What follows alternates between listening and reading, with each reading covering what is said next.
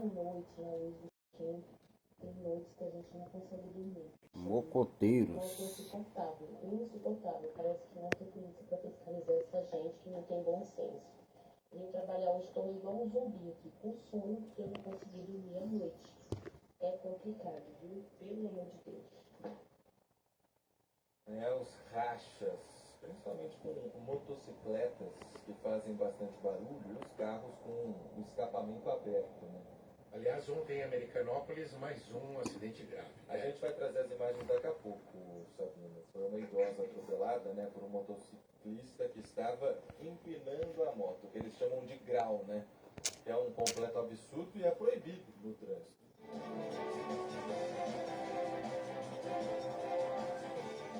10h17, intervalo rapidinho aqui no Manhã Bandeirantes. Na volta, muita atenção, você, motorista que nos acompanha e que faz esse caminho entre Capital Paulista e Baixada Santista frequentemente, porque há mudança, tem pedágio agora na subida da Serra. Os detalhes em 1 minuto e meio aqui no Manhã Bandeirantes. Rede Bandeirantes de Rádio. Manhã Bandeirantes. Você sabia que sua empresa pode ter a infraestrutura de tecnologia financeira que todos os dias está por trás de milhões de transações? Estou falando da Cellcoin. Opere como uma plataforma de banking robusta com esteira de crédito integrada de ponta a ponta, além de um portfólio completo de pagamentos e acesso ao Open Finance. Seja qual for o seu segmento de atuação, a Cellcoin potencializa seus negócios. Acesse cellcoin.com.br e fale agora mesmo com um de nossos especialistas. Lugar de notícia, de reportagem, de informação, lugar de debate e opinião, de análise, lugar da boa conversa, de companhia. Esse lugar, você sabe, é aqui, na sua Rádio Bandeirantes, que você ouve no dial, no aplicativo Bandplay e pelo YouTube, onde você estiver, fazendo o que for, a qualquer hora, ouvindo a Bandeirantes. Aqui é o seu lugar. Manhã Bandeirantes.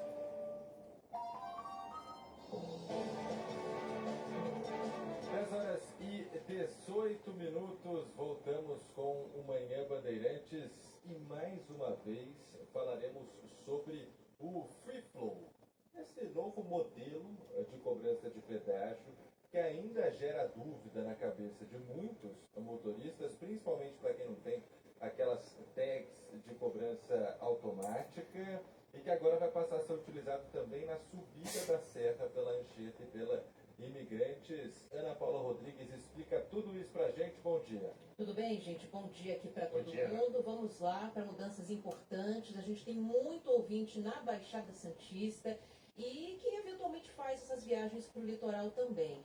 O sistema Anchieta Imigrantes vai ter o pedágio no modelo Free Flow a partir de 1º de julho e cobrança nos 2 sentidos. Eu já confirmei essas informações com a Artesp, inclusive em relação ao calendário para a instalação desses equipamentos. Só para relembrar o que é o Free Flow, porque ele está sendo implantado nas rodovias privatizadas aqui de São Paulo, mas talvez nem todos os ouvintes tenham passado já por esse sistema. Saem as praças de pedágio tradicionais e entram pórticos. É uma estrutura metálica que a gente já viu em grandes cidades. Aqui em São Paulo tem, por exemplo, com radar. Né? Isso que eu ia falar, parece radar. Assim. Parece radar, mas não é. São pórticos, o veículo passa ali por baixo e o sistema faz a leitura da placa. E aí, se você tiver aquela tag de pedágio automático, puder ter feito na conta da tag. Se não, você tem que entrar no site da concessionária para baixar um boleto e pagar esse pedágio no prazo de até 30 dias, senão você é multado. Lá no sistema Anchieta Imigrantes, as mudanças começam nesse fim de semana. Sábado, começam a instalar o pórtico da Anchieta e na Imigrantes a instalação vai ser feita nos dias 17 e 24 agora de fevereiro. Então, vai ter um pouquinho a mais ali de trânsito, porque tem uma necessidade de fazer bloqueios para que esses pórticos possam ser instalados. Como a instalação desse Free Flow, a Ecovias vai começar a cobrar o pedágio na subida também. Hoje, o valor é único, R$ 38,70, você paga na descida, e se subir pelo sistema Anchieta Imigrantes, não paga. Como Free Flow, a partir de 1º de julho, a tarifa segue a mesma, só que dividida em duas. Então, você paga R$ 19,35 para descer, R$ 19,35 na subida. A Raquel Carneiro, diretora da Artesp, que é a agência reguladora, né, desses contratos de concessão aqui do estado de São Paulo, explica que as mudanças devem melhorar a fluidez e a segurança do sistema Anchieta Imigrantes. Primeiro, a gente tem a redução dos congestionamentos, que é algo que a gente vê bastante em feriados, no final do ano. A gente tem a diminuição de acidentes, né? Então as praças de pedágio são locais que a gente tem uma quantidade grande de acidentes por esse acelerar e desacelerar dos veículos. Além disso, a gente tem redução de emissão de gases do efeito estufa. E um ponto muito positivo dessa modernização com a implantação do pórtico de pedágio eletrônico é a possibilidade de uma maior justiça tarifária, né? Então, a gente para de cobrar a tarifa só na descida, né, e passa a cobrar metade na descida e metade na subida. Porque nem todo mundo sobe pelo sistema Anchieta Imigrantes. Ou sobe dias depois, não vai para passar só o fim de semana. Então, essa cobrança passará a ser feita dessa maneira. E depois que os pedágios Free Flow estiverem funcionando direitinho no sistema Anchieta Imigrantes, as praças antigas serão demolidas. A implantação desse novo sistema vai permitir também que a concessionária mude a operação comboio, que é muito familiar aqui para o nosso ouvinte, né? Sempre que baixa uma neblina forte, a operação comboio é montada. Como que ela funciona hoje? Só na descida, como se na subida não tivesse neblina, mas só na descida, todo mundo fica represado na praça de pedágio e quando atinge um número pré-determinado de carros, uma viatura da Polícia Rodoviária desce, levando todo mundo devagarzinho num grande comboio. Isso vai mudar. Sem a praça de pedágio, não vai ter represamento. O que vai acontecer? Você chega ali na praça de pedágio, onde seria a praça de pedágio, vai ter muita sinalização indicando a necessidade de redução de velocidade, porque a visibilidade está comprometida. E aí o motorista é guiado para descer numa velocidade baixinha no esquema de operação comboio. E isso vai valer para a subida também. Então a concessionária vai começar a montar a operação comboio na descida e na subida, nesse novo modelo, como explica a diretora da Artesp, a Raquel Carneiro. Hoje tem a operação do comboio tradicional, que é a operação que utiliza a praça de pedágio como uma retenção dos veículos, né? Então os veículos eles param ali na praça de pedágio e um carro da Polícia Militar faz todo esse transporte do comboio quando a gente está com bastante neblina na serra para garantir a segurança do usuário.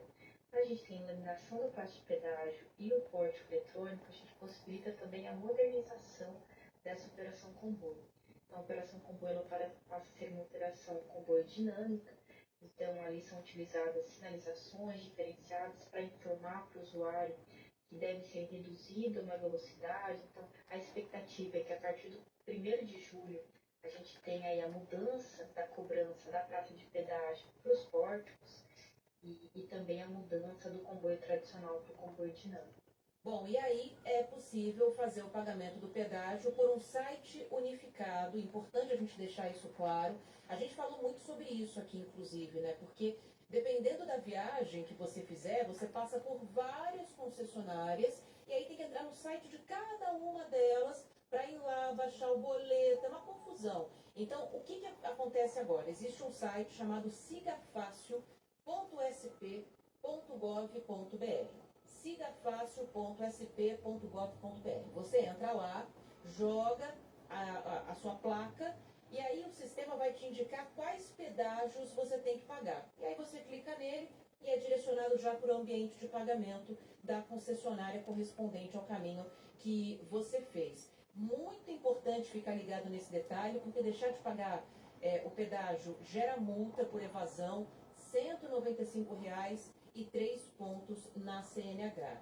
E essa história de Free Flow vai virar uma realidade cada vez maior aqui, porque até 2030 o governo de São Paulo projeta a instalação de 58 pórticos eletrônicos nas rodovias estaduais concedidas à iniciativa privada. Então a tendência é que a gente tenha muito Free Flow pela frente. É importante que o nosso ouvinte se adapte a essa realidade. Ana, vamos lá, uma questão que eu tenho reparado na prática. Eu sou usuário da rodovia Raposo Tavares, que já tem o Free Flow. Ali naquele trecho onde tem o Free Flow, o limite de velocidade é 90 km por hora. Mas as pessoas, ao se aproximarem do pórtico, elas reduzem rapidamente a velocidade, até gerando risco ali para o trânsito. Porque imaginam que há radares ali no pórtico, o pórtico é grande, iluminado, que há radares no pórtico e que poderiam ser multados. Então é importante a gente deixar claro isso. Não tem radar no pórtico e ele registra a passagem mesmo desde que seja dentro do limite de velocidade da via. Isso, e se você está a 90 por hora, isso acontece muito quando tem radar mesmo, né? Uma via Só que três tem... coisas que me irritam no Isso. trânsito de estrada.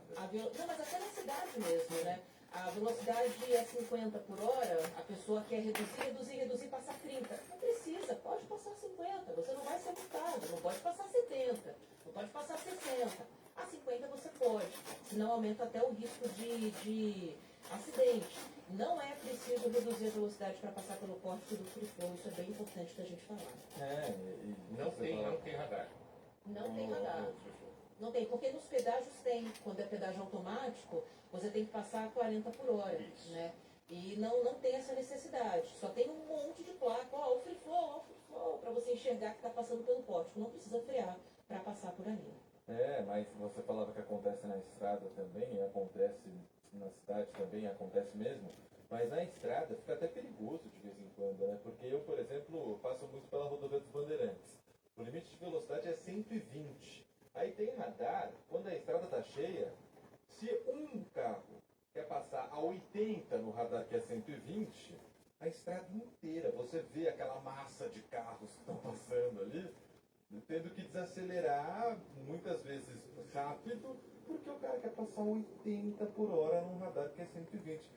Gente, não precisa. Se você passar 120 no radar de 120, é exatamente a mesma coisa de você passar a 80.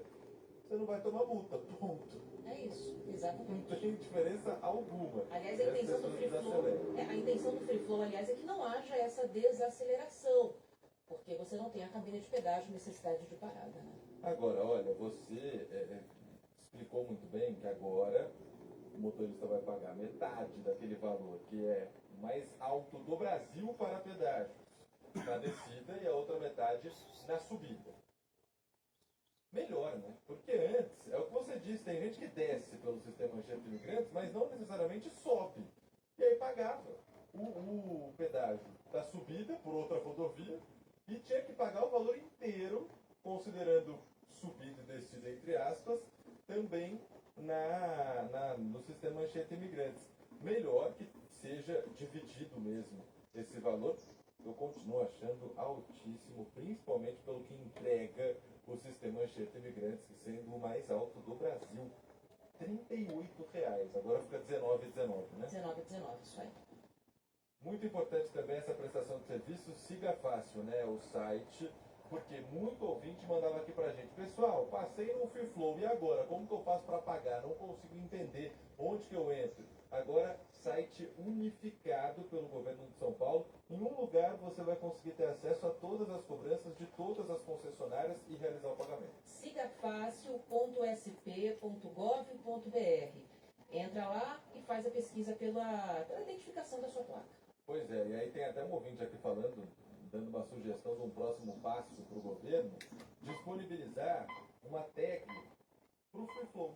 Que a pessoa possa cadastrar em um cartão ou algo, não uma tag dessas ligadas à empresa, mas uma tag do poder público. É uma sugestão do ouvinte para que as pessoas possam também já deixar no automático essa cobrança de alguma forma. É uma boa sugestão. Essa do site unificando a gente falava aqui há muito tempo já, né? Era uma necessidade para que as pessoas parassem de esquecer às vezes até, né? Porque você usa de vez em quando um trechinho tão pequeno de uma concessionária em específico, e você olha lá e fala, ó, o meu caminho foi esse, mas era complicado para o motorista ficar relembrando, né, todas as concessionárias por onde passou. Então, é que uma coisa é uma coisa, outra coisa é outra coisa. É importante a gente falar isso, porque você tem um lugar para fazer uma pesquisa única, e isso de fato facilita muito, porque ninguém tem obrigação de saber o que é a Ecovias, o que é a CCR, não sei o quê. Mas tem que lembrar de fazer a pesquisa. Sim. A gente não recebe nenhuma notificação. Não vai tremer esse celular e falar, ó, tem pagamento para ser feito. Então você tem que lembrar que se você usou uma rodovia e não teve pedágio, a cabine, teve o free flow, você tem que ir lá buscar o método de fazer o pagamento. Isso não muda. É importante para essa adaptação, às vezes, colocar um post-it no carro, ó, passei na Dutra, tem que olhar lá depois como é que foi para fazer o pagamento, senão você é multado do mesmo jeito. Ana, muito obrigado, viu? Valeu, gente. Obrigado, Ana. 11 999 048756. Ana, estamos falando aqui do sistema Anchieta Imigrantes e tem muito ouvinte mandando mensagem falando sobre a situação na Baixada Santista, região que foi atingida por um temporal, um pé d'água na noite barra madrugada. Muita gente falando que algumas partes do Guarujá, por exemplo, estão alagadas ainda e que há chuva por lá. Vamos trazer aqui algumas imagens para quem nos acompanha pelo YouTube da Rádio Bandeirantes e os relatos dos ouvintes. Alô, Band, bom dia. Wagner aqui do Guarujá. O Guarujá totalmente alagado. Essa foto aí é da praia da Pitangueiras aqui no Guarujá, totalmente alagado. Olha como está a praia de Pitangueiras lá no Guarujá. A rua é completamente alagada. A gente mostrando agora os carros que estão estacionados por ali com a água até o para-choque, cobrindo quase toda a roda já. Vamos colocar aqui mais um relato. Bom dia, Rádio Bandeirantes, bom dia a todos.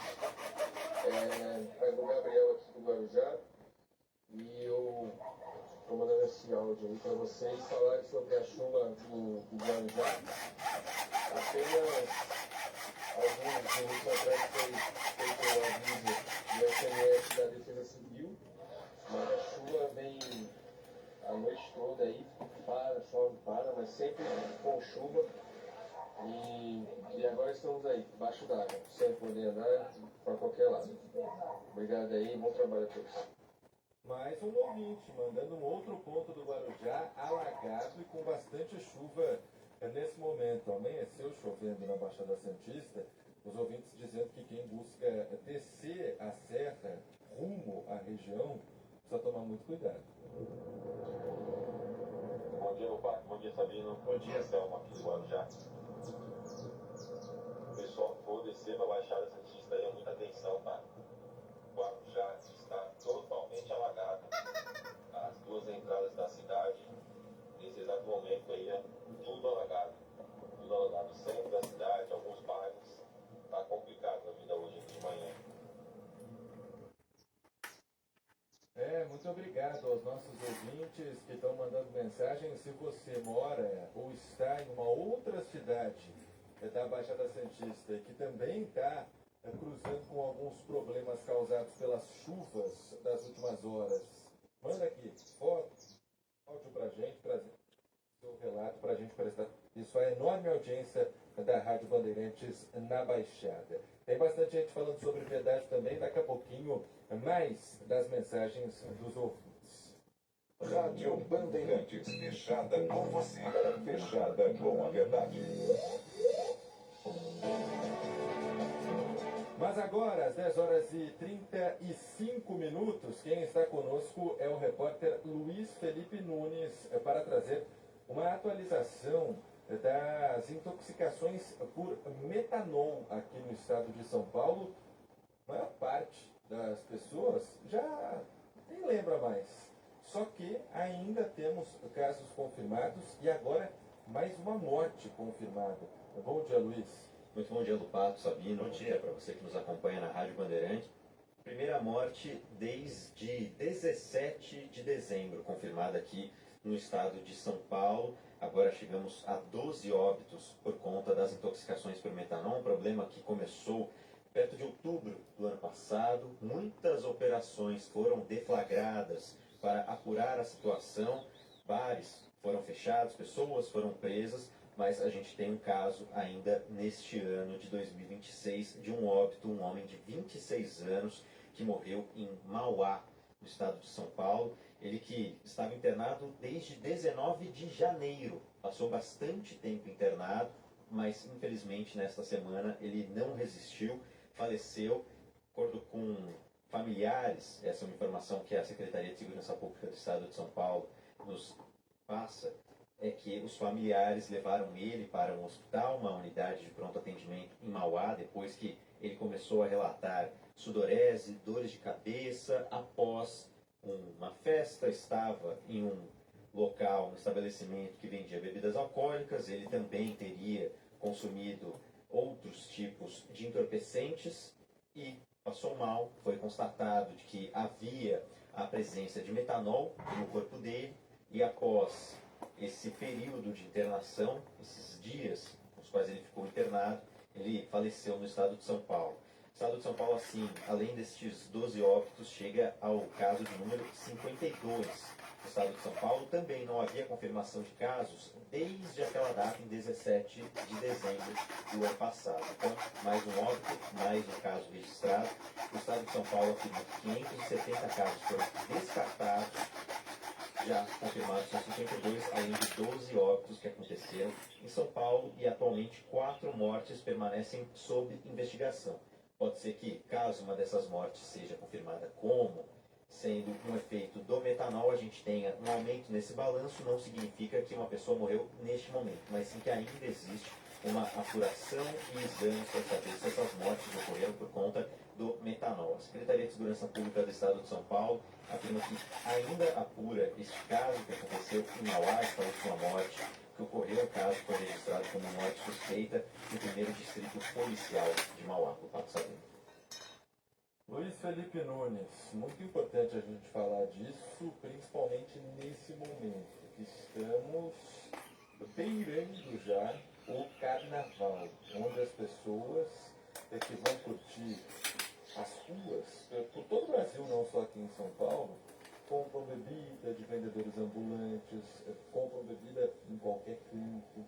É importante a gente dizer que são casos poucos, né? Porque 52 casos confirmados com 12 mortes num estado com o tamanho de São Paulo é pouco ainda, mas precisamos ter cuidado e seguir aquela orientação de quando falávamos todos os dias sobre as bebidas que poderiam estar contaminadas com metanol, no início, né, desse princípio de surto que vivemos aqui em São Paulo.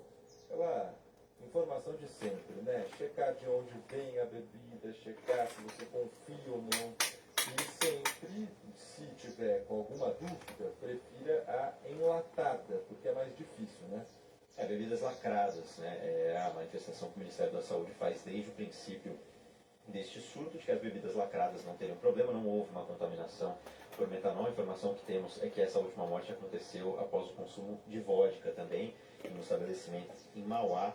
O uso de outros tipos de entorpecentes não tem relação com o metanol, por isso existe a suspeita de que foi uma bebida contaminada neste ambiente. A polícia apura se houve outro caso de contaminação neste mesmo estabelecimento, até para saber se foi um problema grave que ocorreu com outras bebidas. É importante salientar também de que a gente passou por esse surto, ainda temos reflexos destes casos de intoxicação por metanol, mas há registros de morte por contaminação de metanol todos os anos nas cidades brasileiras, na cidade de São Paulo, isso também ocorre, e nas cidades da região metropolitana de São Paulo também.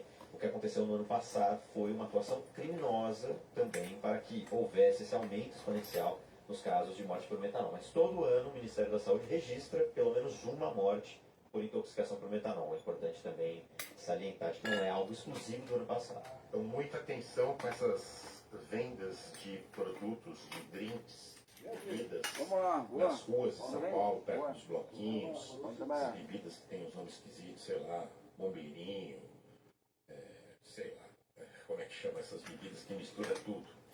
E caipirinha, cuidado, não tomem essas bebidas nas ruas sem conhecer a procedência delas.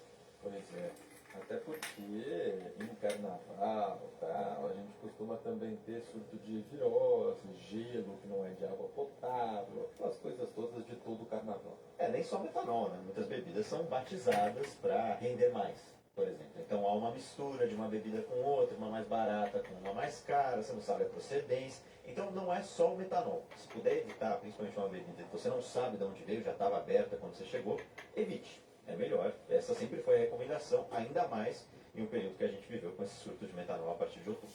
Tanto que a principal fábrica clandestina de produção de bebida e que estava fornecendo os destilados com metanol, descobriu-se na investigação policial que, na verdade, eles faziam o quê? Compravam etanol de posto de gasolina para fazer render mais a bebida. No posto de gasolina onde compraram o etanol, o combustível era batizado e veio com metanol. Quando misturaram para fazer render mais a bebida alcoólica, aí começou esse princípio aí de surto que tivemos. Bom, Luiz, obrigado, viu? Obrigado, Um abraço. gente. Obrigado, Luiz. 10 horas e 41 minutos. Olha, tem ouvinte falando sobre os pedágios por aqui. 11 999 048756. Tá bom demais, hein? O pessoal que desce todo dia para trabalhar, tá loucura. Verdade.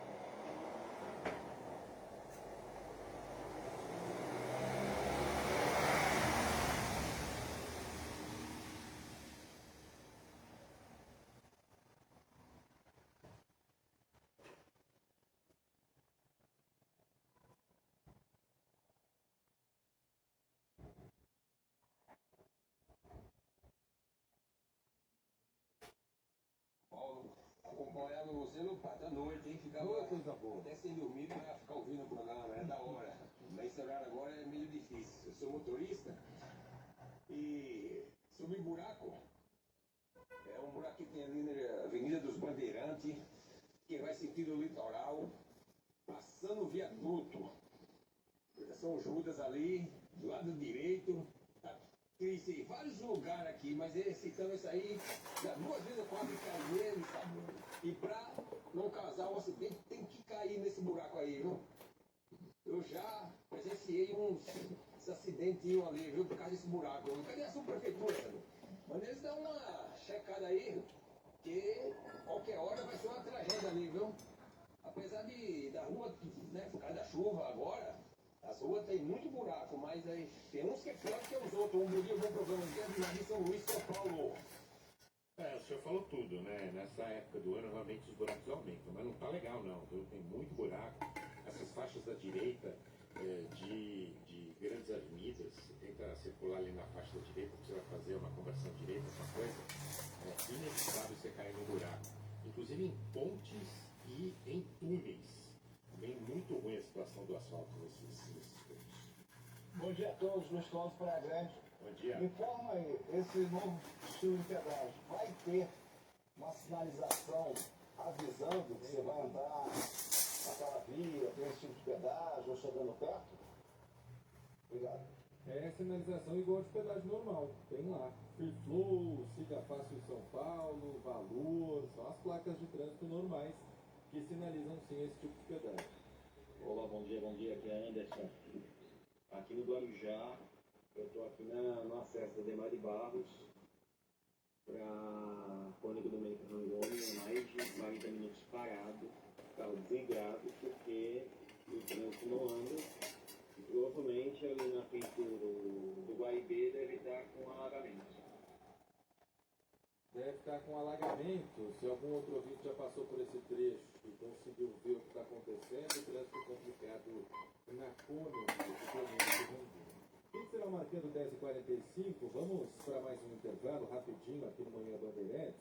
E olha, na volta a gente vai falar sobre uma CPI que começou ontem na Assembleia Legislativa de São Paulo e os deputados estaduais querem investigar o lixo aqui no estado e como ele é descartado, principalmente lixo hospitalar, o lixo que é chamado de contaminante. Rede Bandeirantes de Rádio. Manhã Bandeirantes. Crianças viajam grátis com a MSC Cruzeiros. Descubra a beleza do Nordeste a bordo do espetacular MSC Civil. Com todas as refeições incluídas, muito conforto e entretenimento completo. Cruzeiros de 7 noites com embarque em Santos. A partir de 12 vezes de R$ 349 por pessoa. Com Consulte msccruzeiros.com.br ou seu agente de viagens. MSC Cruzeiros. Viva a grande beleza. O avião da Gol foi com outro de para o original futebol argentino, Diego Maradona.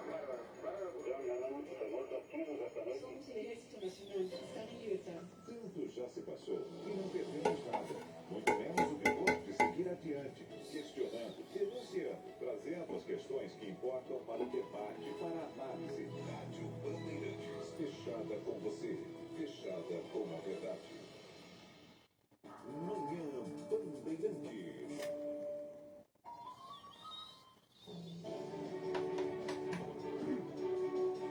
10h47, nós estamos de volta com o Manhã Bandeirantes e agora vamos conversar com o deputado estadual, delegado Olim, que é o presidente da CPI do lixo contaminante na Assembleia Legislativa. Deputado, bom dia para o senhor. Finalmente saiu do papel essa CPI. Bom dia, tudo bem? Bom dia à Rádio Bandeirantes. Demorou, mas saiu, viu? Demorou, mas saiu. Mais de um ano, né? Esperando para a instalação dessa CPI do lixo. Por que demorou tanto, deputado? Olha, tinha umas outras CPIs na frente, já para avisar vocês, nós abrimos a nossa agora, que é essa de a de coleta de resíduos, né, inadequados, e nós vamos abrir agora no dia, como eu faço parte da outra, nós vamos abrir no dia 10 a CPI do lixo também, tá? Então são duas CPI, um do lixo contaminado e a outra de lixo normal. São duas CPIs distintas para pegar todo mundo aí nisso aí. O deputado, bom dia, Marco Antônio Sabino. Só pode explicar Tudo para a bem, gente cada uma delas, por favor? Só pode explicar?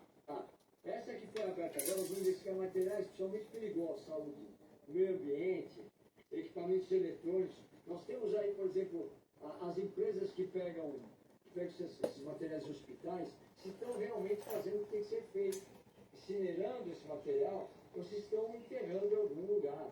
Então nós temos muitas reclamações. Então eu estava olhando que nós temos empresas aqui, uma empresa só em São Paulo, que é a Silcom, ela... Filha da puta.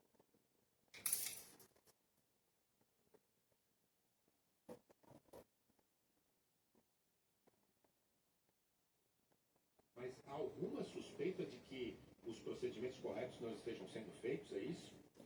Então, é isso que nós vamos ver, porque, veja bem, nós temos a coleta de animais, eles que fazem também, o animal é levado, ele tem que ser congelado, tem muitas coisas para ser feitas, são cobradas.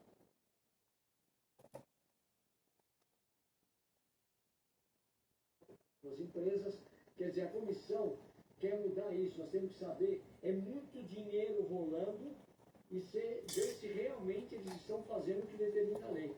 Então, por isso que começou essa, que é a primeira, que é do lixo contaminante, né? Deputado, ainda sobre essa. O que justificou a abertura? Eu entendo que as investigações ainda vão ser feitas, não se pode chegar a conclusão nenhuma. Mas o que justificou? Quais são as reclamações e onde estão registradas essas reclamações? Quais são as suspeitas que pairam? O Ministério Público está envolvido? Como é que está isso? O que nós estamos falando assim, como é que foi essa CPI? Eram várias CPIs, essa CPI eu peguei essa que eu escolhi, quis que a CPI fosse para frente. Porque nas delegacias do meio ambiente as reclamações, tanto é que nós vamos fazer requerimentos para o Ministério Público, vamos fazer requerimento para as delegacias do meio ambiente, vamos fazer para a CETESB. Nós queremos saber todas as empresas que têm grandes reclamações, que estão aí trabalhando e renovando contratos e continuando a mesma coisa. Então, eu acho que essa CPI é importantíssima, faz parte do legislativo, a gente correr atrás, a gente tem que investigar, a gente tem que... eu acho que tem muitas empresas aqui que não fazem o que elas cobram. Então, a gente está aqui para investigar e chegar aí a fazer um relatório no final que seja bom para saber realmente se esses produtos que quantas coisas de hospitais são contaminantes, onde estão sendo colocados. Isso eu entendi, deputado. O que eu não entendi é o seguinte, o que justificou, quer dizer, deve ter tido um gatilho. Tem reclamação de quem? Reclamação onde? Eu fui por causa nas delegacias do meio ambiente, a quantidade de reclamações na delegacia do meio ambiente de lixos jogados em aterros sanitários normais. Aí eu coloquei essa CPI de descartes. Aí, ao mesmo tempo, já demos a ideia de fazer uma só do lixo. Então são duas CPIs distintas, uma agora e a outra semana que vem. E a do lixo, vamos chamar assim, o lixo Vai ser normal? vai ser dia 10, é. Sim, mas qual a suspeita aí? Também é do lixo normal, se as pessoas estão jogando deixando aterros sanitários que são contratados só para isso, ou se estão pondo em outros lugares. Porque aí é muito grande, né? São muitos caminhões, são muito lixo, é muita coisa. Eu acho que a gente tem que começar a cobrar os contratos, que acho que eu nunca vi. Acho que o pessoal, os vereadores já fizeram uma investigação dessa, mas eu não sei de nenhuma na Assembleia Legislativa de São Paulo tenha feito uma CPI dessa. Agora, deputado, o senhor mencionou a Silcom, que é uma empresa que tem praticamente todos os contratos aqui em São Paulo para a coleta e o descarte regular dos materiais contaminantes, que, como o senhor mesmo disse, a maioria vem de hospitais. Esse material precisa ser descartado no local correto, ou seja, incinerado, né? Incinerado e precisa de uma permissão para que isso aconteça. O senhor já recebeu, por exemplo, denúncias de materiais hospitalares que não foram incinerados e estavam em um aterro normal para lixo não contaminante? Isso. Serão algumas empresas que a gente já tem o nome, que são menores, que também estão no mercado, cobram das prefeituras, só que não fazem o trabalho certo. A Silcom é a maior. Por exemplo, o animal que é pego na rua, o animal tem que ser congelado. E depois ele vai ser incinerado, ele é cortado para não ter sangue, não ter nada. Os animais, quantos animais pegam por dia? Muitos animais. Nós vamos verificar se realmente está sendo feito isso, entendeu? E essa quantidade de lixo hospitalar, para onde eles estão realmente mandando. Empresas grandes devem estar fazendo a sua parte certa. Então nós vamos fiscalizar. É isso aí, acho que o legislativo é para isso. A Silcom, inclusive, já é investigada no Ministério Público, e aí o senhor também citou a CETESB. É porque eu vi. A CETESB nós queremos saber a quantidade, o que ela tem sido feita e como que ela controla isso. Porque as próprias prefeituras, também nós vamos chamar órgãos da prefeitura, vamos chamar as delegações do meio ambiente, para a gente ter uma noção de tudo, não só colocar a parte aqui que a gente vai chamar as delegações do meio ambiente, a CETESB, tem outros órgãos interessados, a própria prefeitura, que é que mexe mais com lixo, para saber se está sendo feito certo. São vários contratos, vários acordos. E a CETESB é quem fiscaliza, então também precisa entender se a CETESB está fazendo o papel dela, até porque a autorização para a incineração, por exemplo, vem da CETESB, né? E se isso não estiver correto, também há uma relação entre as empresas e a companhia, é isso? E você sabe que tem muitas cidades que tem o próprio lixo que é colocado lá. Então nós também temos que ver isso. Tem cidades que acatam esse lixo todo. Ver se realmente pode ser colocado lá, se está sendo feito. Além da CETESB, a prefeitura deve ter algum órgão da prefeitura também que fiscaliza, já que o lixo está todo na mão deles. E outras são volumes altíssimos de dinheiro. Então, às vezes uma empresa só quase pega todas a concorrência. Então, por isso nós vamos investigar. Deputado, e aí sobre a CPI do lixo, que o senhor mencionou que será instalada no dia 10, ou seja, semana que vem, o senhor comentou para ver se as pessoas estão descartando o lixo no lugar certo, mas esse não é um papel das pessoas, e acho que também aí no caso nem é o papel dos deputados. Então, não é as pessoas, as empresas, desculpa, as empresas. Ver se as empresas estão colocando o lixo no lugar que realmente está em contrato. E qual que é a desconfiança? Porque aí também contrato de lixo é por município na cidade, né? Os deputados vão entrar em cada uma das cidades para investigar? Nós vamos ver assim, mas é o que eu falei, essa linha aqui é de descarte, que é um lixo perigoso, ali nós temos também, não é só, nós vamos pegar aquela nossa parte eletrônica, né? Quantas baterias, equipamentos eletrônicos estão sendo colocados, isso aí também é um perigo esse lixo. Mas os deputados, acho que eles têm que fiscalizar, nós temos que fiscalizar tudo sim. Temos que olhar, saber o que está acontecendo ir atrás. Queria agradecer a participação do deputado estadual, presidente da CPI do lixo contaminante, o delegado Olim, conversou com a gente aqui no Manhã Bandeirantes. Um abraço para o senhor. Tá, muito obrigado. Disponha, viu? Obrigado.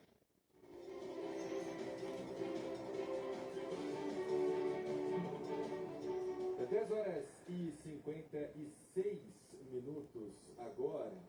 Nós vamos colocar aqui na live da Rádio Bandeirantes no YouTube, é só você entrar aí no canal oficial da Rádio Bandeirantes, um vídeo que mostra mais um caso de acidente de trânsito agora.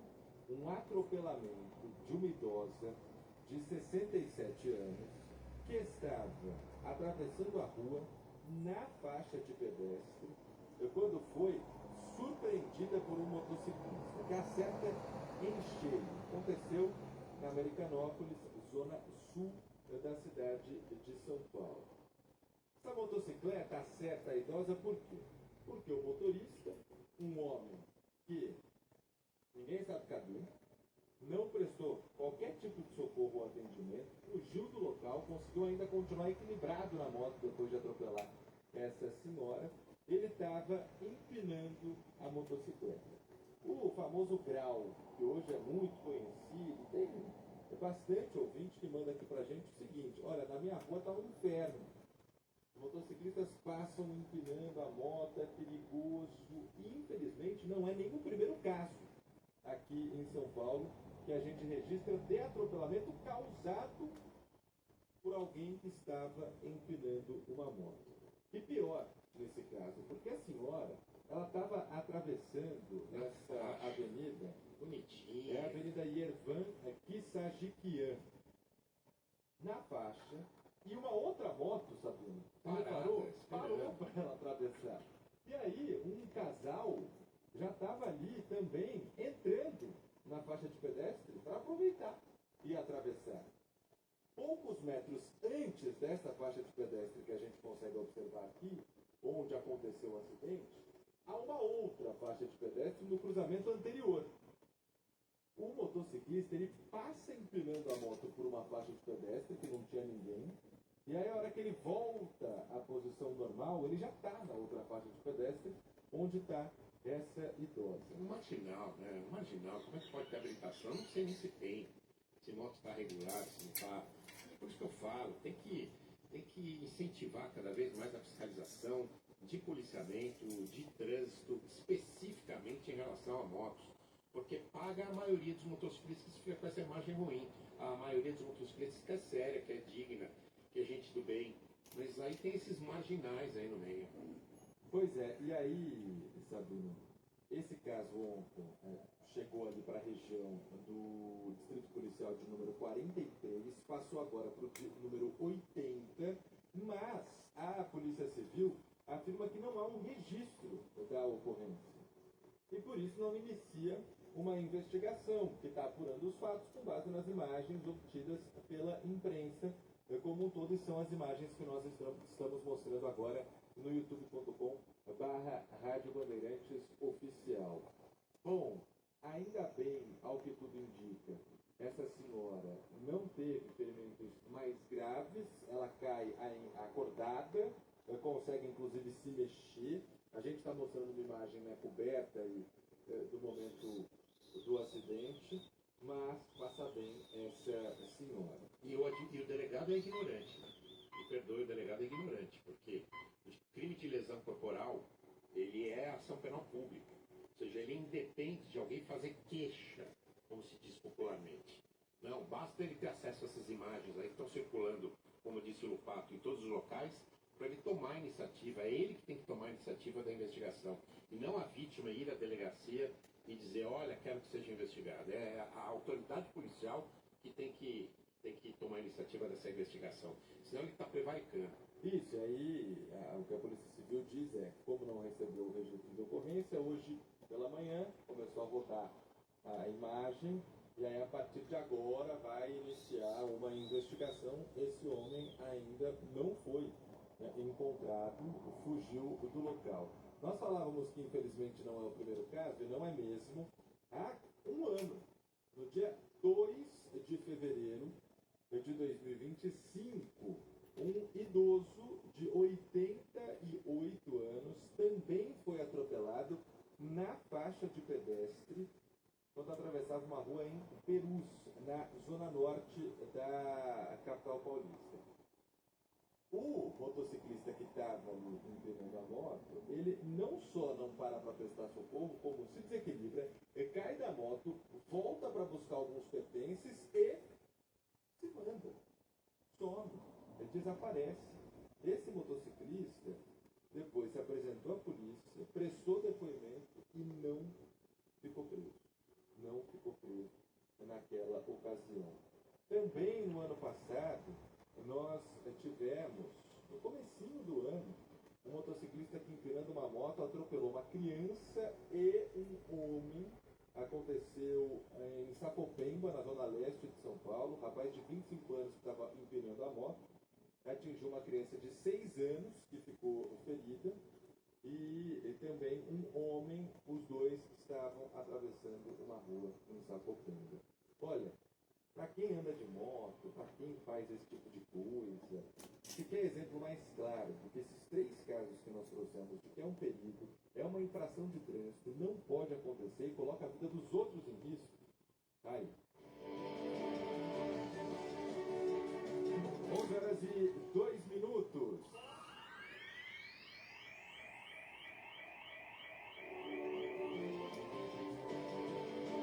Lucas Bueno aqui com a gente para falar de esporte, sempre nesse mesmo bate-horário, Lucas Bueno.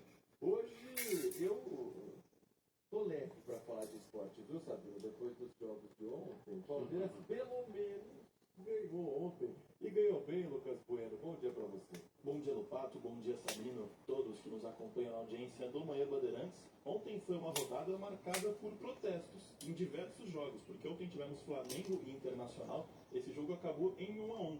E a torcida do Flamengo protestou contra o seu time. Pensa que loucura, Sabino. Você ganha Libertadores, você ganha o Campeonato Brasileiro, você ganha o seu Campeonato Estadual em 2025. Na segunda rodada do Brasileirão, já começa com protesto, falando que não é mole jogar no Flamengo, que tem que honrar a camisa, depois de um resultado negativo, mas nem tanto. Um empate contra o Internacional, que é uma boa equipe, se reforçou, já saiu sob protestos, e Lucas Paquetá errou mais uma vez. A contratação mais cara do futebol brasileiro no jogo contra o Corinthians acabou errando um gol, e agora no jogo contra o Internacional é ele que entrega a bola para o time internacional, que acaba surgindo o gol do Borré, baita gol, inclusive. Mas já começa sob protestos aí a torcida do Flamengo com o seu time. Tivemos também Bragantino 1, Atlético Mineiro 0, Santos 1, São Paulo 1. No clássico aí, Sansão, o São Paulo leva melhor, consegue uma vitória, um empate, gol do Caleri no segundo tempo, e muitos protestos da torcida santista sobre a diretoria. E quem não participou desse jogo foi o Neymar. Inclusive hoje é aniversário do Neymar, está completando aniversário aí, e o Vojvoda falou um pouquinho sobre a ausência do Neymar. Vamos escutar aí o técnico do Santos. Bueno, él está haciendo un periodo de adaptación ahora en los campos de juego, eso es importante, y él ya está entrenando con los grupos, y eso es, bueno, es algo que pretendíamos, ¿sí? Más un jugador como él, ¿sí? Que se está preparando para objetivos importantes, ¿sí? Es más, un objetivo va a llevar a conseguir el otro objetivo. Si sabemos todo de la Copa del Mundo, más él sabe y dice, bueno, si quiero llegar a este objetivo, o primero tengo que pasar por el objetivo de jogar bem no Santos, ¿sí? Tá, então o Vojvoda, e o objetivo que ele fala, é o objetivo do Neymar, que ele é jogar a Copa do Mundo. E ele deixa claro ali que, primeiro que o Neymar jogar a Copa do Mundo, ele tem que jogar bem no Santos. Ele ainda não conseguiu desempenhar no Santos esse ano, jogou na reta final do Campeonato Brasileiro, consegue fazer o Santos se classificar para a Sul-Americana e sair da zona de rebaixamento, mas ele deixa claro ali que para o Neymar ir para a seleção brasileira, para o Neymar conseguir estar na Copa do Mundo em junho, ele tem que jogar primeiro bem pelo Santos. Até o Gabigol falou um pouquinho sobre o Neymar, fala que o Neymar não é o salvador da pátria para o Santos, que eles têm que arrumar muita coisa, porque o time da Baixada Santista tem 7 jogos sem vencer, então tá complicada aí a situação de rua para o Vojvoda.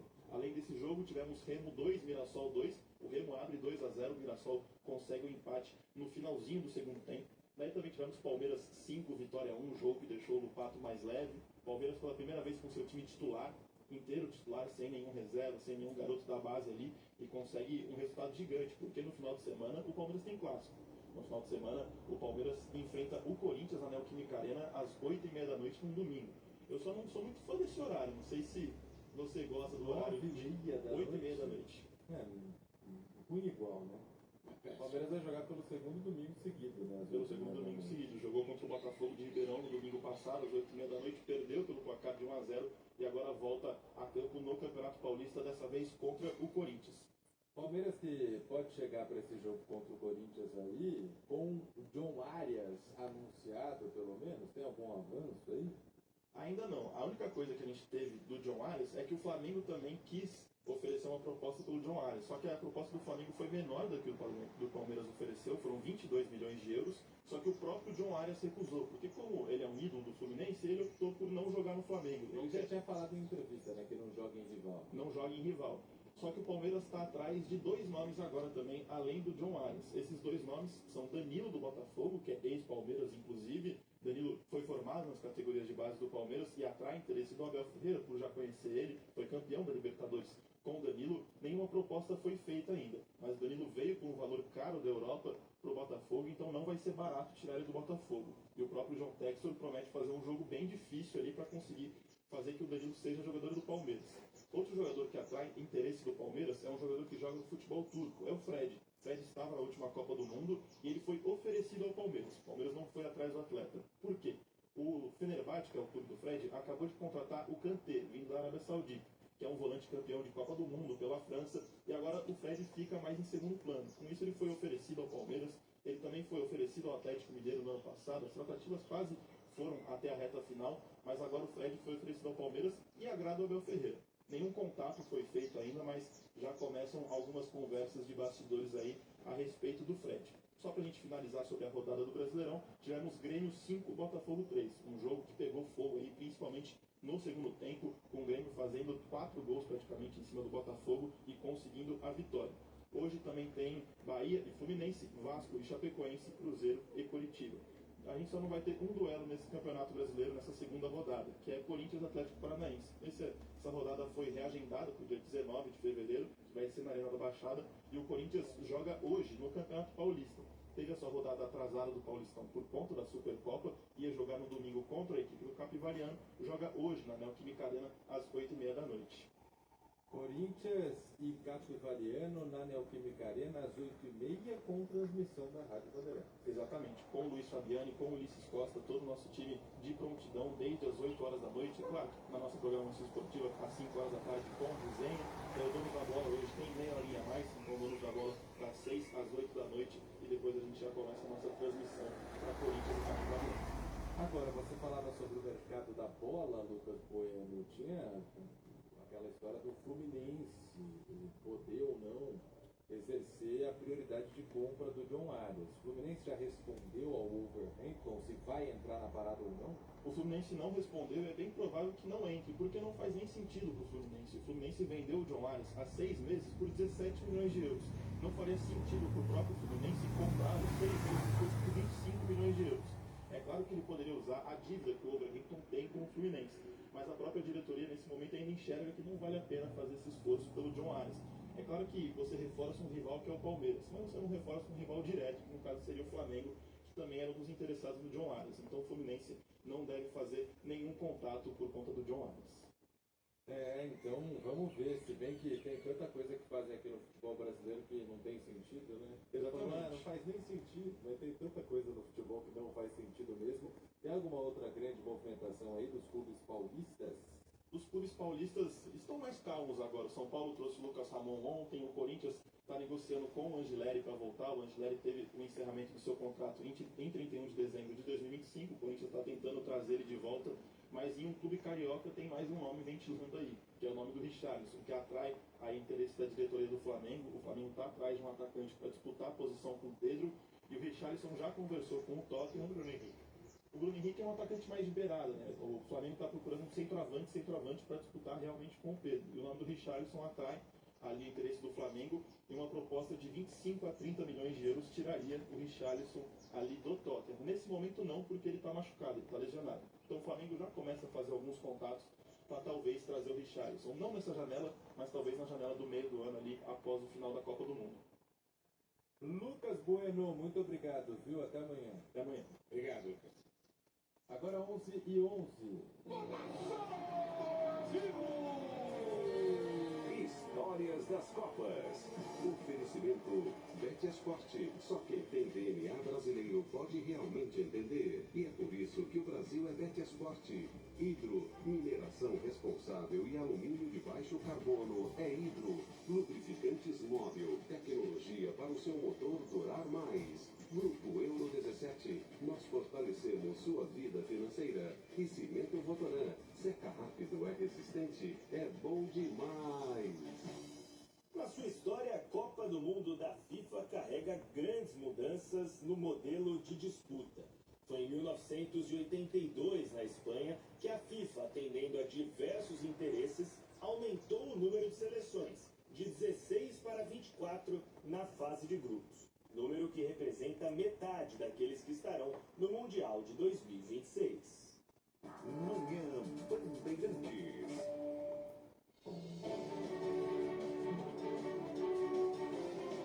11h12. Voltamos com o Manhã Bandeirantes. E olha, muitos ouvintes mandando aqui imagens, relatos para nós de como está a situação no Guarujá. Isso porque, segundo a Defesa Civil, nas últimas 12 horas, os acumulados de chuva já somam 118 milímetros, um volume que é considerado elevadíssimo para a região. Por isso, a Defesa Civil precisou acionar a sirene de alerta remoto que está instalada na comunidade Barreira do João Guarda. Ou seja, aquela sirene mesmo para evacuação de qualquer região que tenha algum risco para deslizamento ou desabamento. O plano de contingência já foi acionado, as famílias que moram no local estão sendo orientadas a saírem de casa em razão do risco de deslizamento de terra e as pessoas estão sendo direcionadas para um abrigo municipal. Essas famílias vão continuar no abrigo até que o risco de deslizamento seja eliminado. O Guarujá foi uma das primeiras cidades a receber essa sirene aqui no estado de São Paulo. Um projeto da Defesa Civil que inclusive está aumentando, novas sirenes que estão sendo instaladas. A gente vai continuar de olho nessa situação que acontece lá no Guarujá. Se você ouvinte tem aí uma imagem ou um relato para prestar serviço junto com a gente, é só mandar para o nosso 11 99904 8756 que nós traremos aqui ao restante da nossa audiência. Estamos em contato também com a Defesa Civil para entender exatamente o que acontece por lá agora. E tem ouvinte aqui mandando mensagem. Bom dia, meu nome é Wesley do Guarujá. Essa aqui é a entrada aqui, ó, da cidade. Passando o cemitério aqui um pouquinho, depois da entrada da comunidade do Morrinhos aqui, ó, tudo alagado. Tudo alagado mesmo, a gente consegue ver pela imagem que o ouvinte nos encaminhou. Bom dia, Rádio Bandeirantes, Baixada toda alagada. Saí do Guarujá, tudo alagado. Guarujá tá toda alagada. São Vicente, toda alagada. Aí é São Vicente, tudo alagado. Pra passar só de carreta. Bom dia. Bom dia, os ouvintes falando sobre essa situação aí na Baixada Santista, muito complicada nesse momento. Tudo alagado. 11h15, marcou o quinto sinal da Rádio Bandeirantes. Rádio Bandeirantes. Fechada com você, fechada com a verdade. Quem está conosco agora é a repórter Maju Arruda Leite, que fala da região central da capital paulista, onde 2 dias depois daquele apagão, que para a maioria durou só uma tarde, alguns pontos continuam com falha, instabilidade na rede elétrica e pior, ainda não há uma explicação do que aconteceu na última terça-feira, né, Maju? Bom dia para você. Tudo bom, Lopato, Sabino? Bom dia a vocês, bom dia a todos. Funcionários da Enel continuam por aqui na Rua Paim, na região da Bela Vista, no centro de São Paulo, trabalhando para tentar identificar o problema nessa falha no fornecimento de energia nessa parte aqui da região central. De fato, foi um problema que começou lá na terça-feira, por volta do meio-dia, afetando vários bairros da região central, Santa Cecília, Vila Buarque, Higienópolis, mas agora o problema está concentrado aqui na Rua Paim, também na Rua Havaiandava. A Rua Paim, para quem conhece, fica próximo da Avenida 9 de Julho, da Praça 14 Bis, é uma rua pequena, de 450 metros.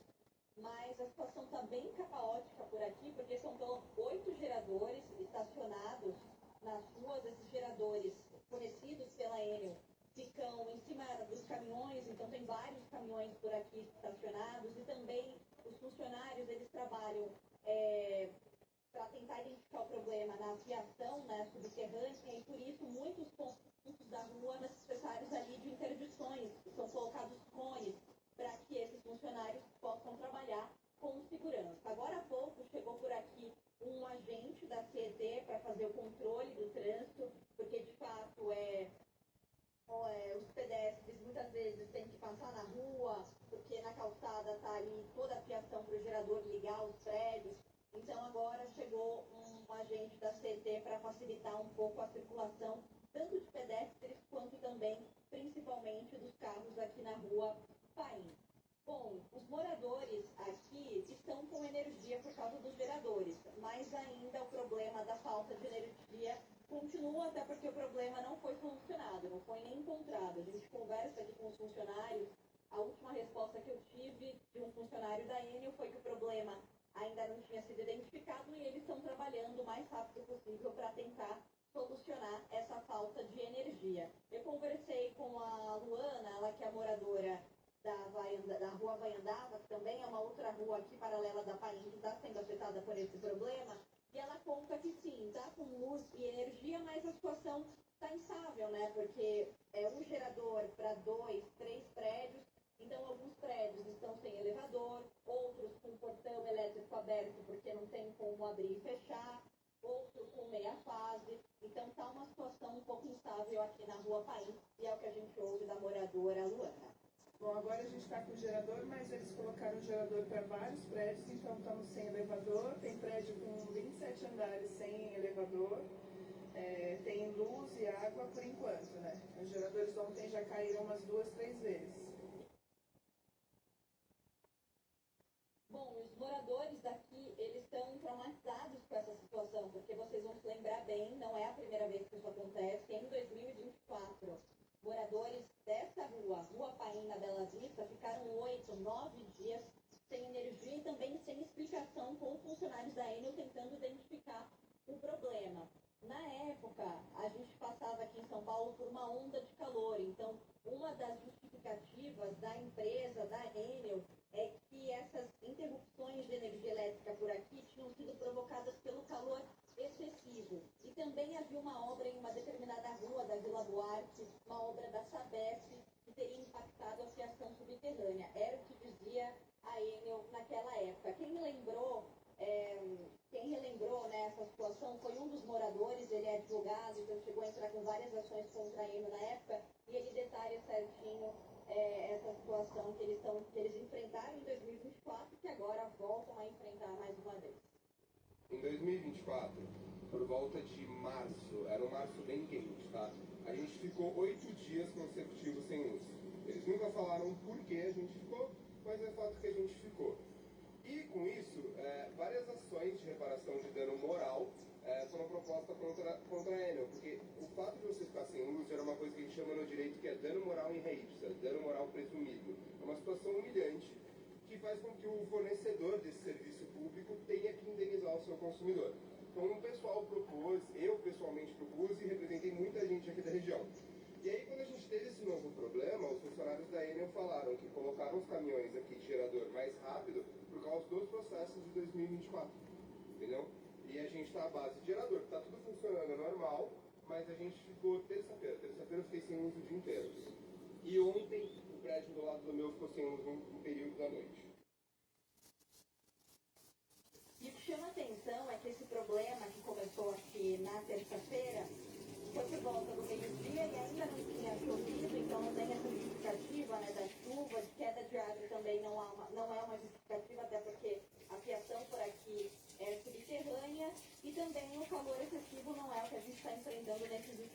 dias. Então, funcionários da Enel continuam por aqui tentando identificar esse problema e a gente segue acompanhando a situação dramática aqui de alguns moradores. Um ponto importante é que, de fato, eles estão com energia, então aquelas situações mais dramáticas, né, de pessoas que têm remédios que precisam de refrigeradores, ou idosos, acamados, essa situação a gente não vê mais tanto por aqui, porque esses geradores eles estão direcionados justamente para prédios que têm essas situações para minimizar o transtorno dos moradores que continuam enfrentando essa falha no fornecimento de energia nesse ponto aqui da região central, na região da Bela Vista, especialmente na Rua Paim e na Rua Havaiandava. Em relação à Enel, a gente também aqui da imprensa tem poucas informações, né? O último posicionamento que a gente tem em nota deles diz que o problema foi solucionado para cerca de 20 mil clientes da região central e que há alguns problemas pontuais e que geradores estão sendo fornecidos. De fato, os geradores estão sendo fornecidos por aqui, mas ainda falta muita explicação para os moradores do porquê essa falta de energia acontece por aqui com frequência, né? Volto com vocês. Maju, então só para deixar bem claro, a fiação aí é enterrada, ou seja, aí não pode culpar a prefeitura por questão de poda de árvore, nada.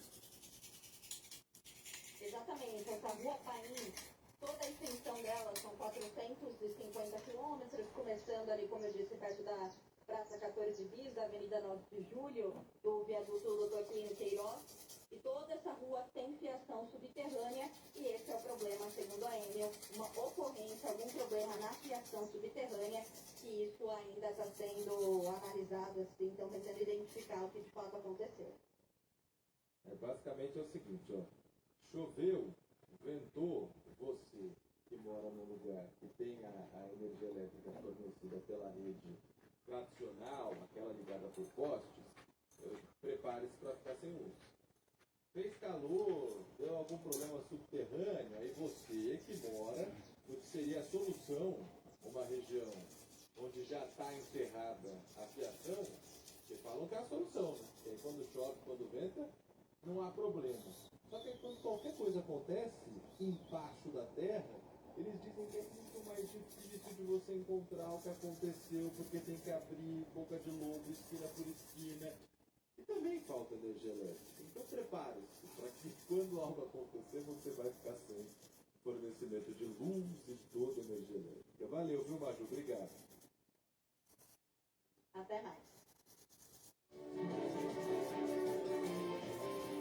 11 horas e 24 minutos. Quem está com a gente mais uma vez é o repórter Luiz Felipe Nunes, que ontem esteve em um grande evento no Palácio dos Bandeirantes, um anúncio feito pelo governo estadual de investimento na casa dos 6 bilhões de reais em habitação, em moradias que vão ficar ali na beira do trem intercidades, o TIC, o primeiro trecho do TIC que vai ligar São Paulo a Campinas.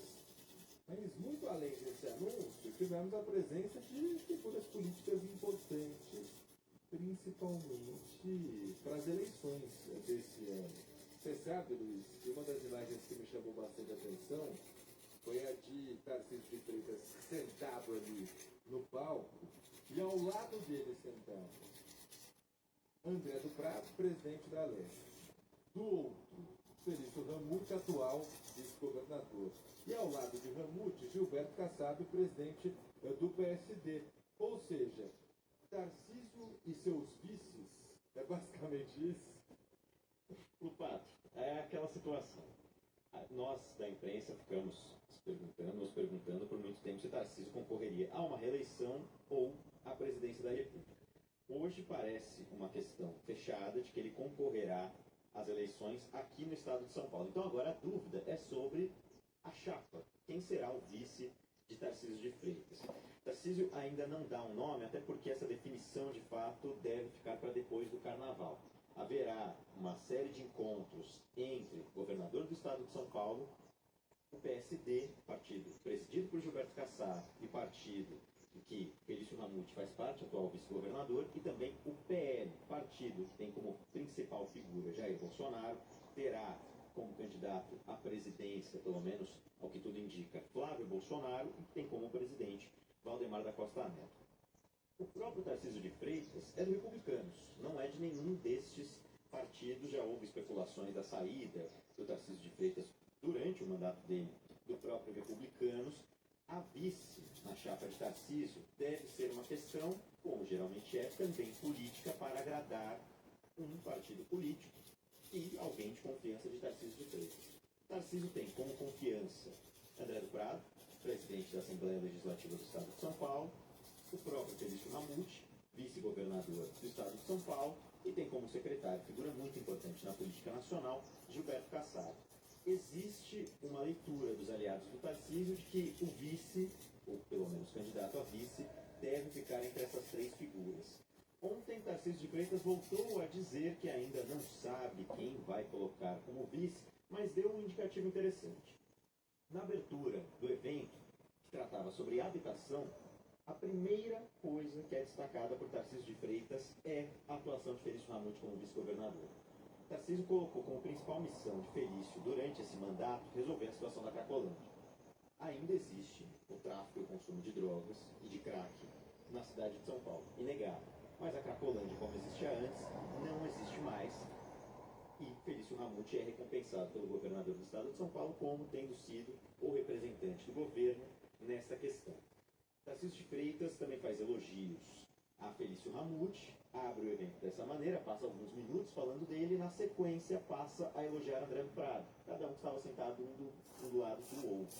Faz elogios à gestão de André do Prado, fala que o governo do estado de São Paulo passou diversas medidas na Alesp, e depois faz apenas um breve comentário de Gilberto Kassab. Falou minutos sobre Felício Ramute, alguns minutos sobre André do Prado, e sobre Gilberto Kassab apenas disse que estava feliz que Kassab estava por lá. Ponto final. Não voltou a tocar no nome de Kassab, pelo menos não neste evento. Na saída do evento, depois, Tarcísio de Freitas conversou com a imprensa e afirmou que o PL, partido de André do Prado, já é representado por ele a partir do momento que ele, Tarcísio de Freitas, demonstra apoio e faz palanque para Flávio Bolsonaro. Um indicativo de que este nome na vice pode ficar ainda com o PSD. Vamos escutar o que disse o governador Tarcísio de Freitas para a gente fazer uma leitura melhor de quem deve ficar na vice de Tarcísio. A gente vai tomar essa decisão lá na frente, vamos tomar essa decisão em conjunto. Obviamente, o PL é um partido super importante para nós. É óbvio que a gente tem que ver também que nós vamos estar apoiando o candidato à presidência da República do PL. Isso tem um significado, isso é muito importante. Eu tenho certeza que a gente vai tornar o Colégio Eleitoral de São Paulo um colégio importante para a candidatura do Flávio. E, obviamente, essa decisão a gente vai tomar lá na frente. Vai tomar agora. Ou seja, já existe algo que o PL está ganhando por parte do governador Tarcísio de Freitas. Há um indicativo, uma leitura de alguns aliados, de que neste momento a fotografia indica que o favorito para ficar com a vaga de vice é Felício Ramute. Digo fotografia porque depois do carnaval a gente deve ter as reuniões, cada partido vai cobrar alguma coisa, cada partido cobra o seu preço, mas seria uma forma de Tarcísio ter um apoio do PL ao apoiar Flávio Bolsonaro e também do PSD ao manter Felício Ramute como vice-governador. O Felício é bem avaliado por parte do Tarcísio de Freitas, por isso pode ser o principal nome nessa vice.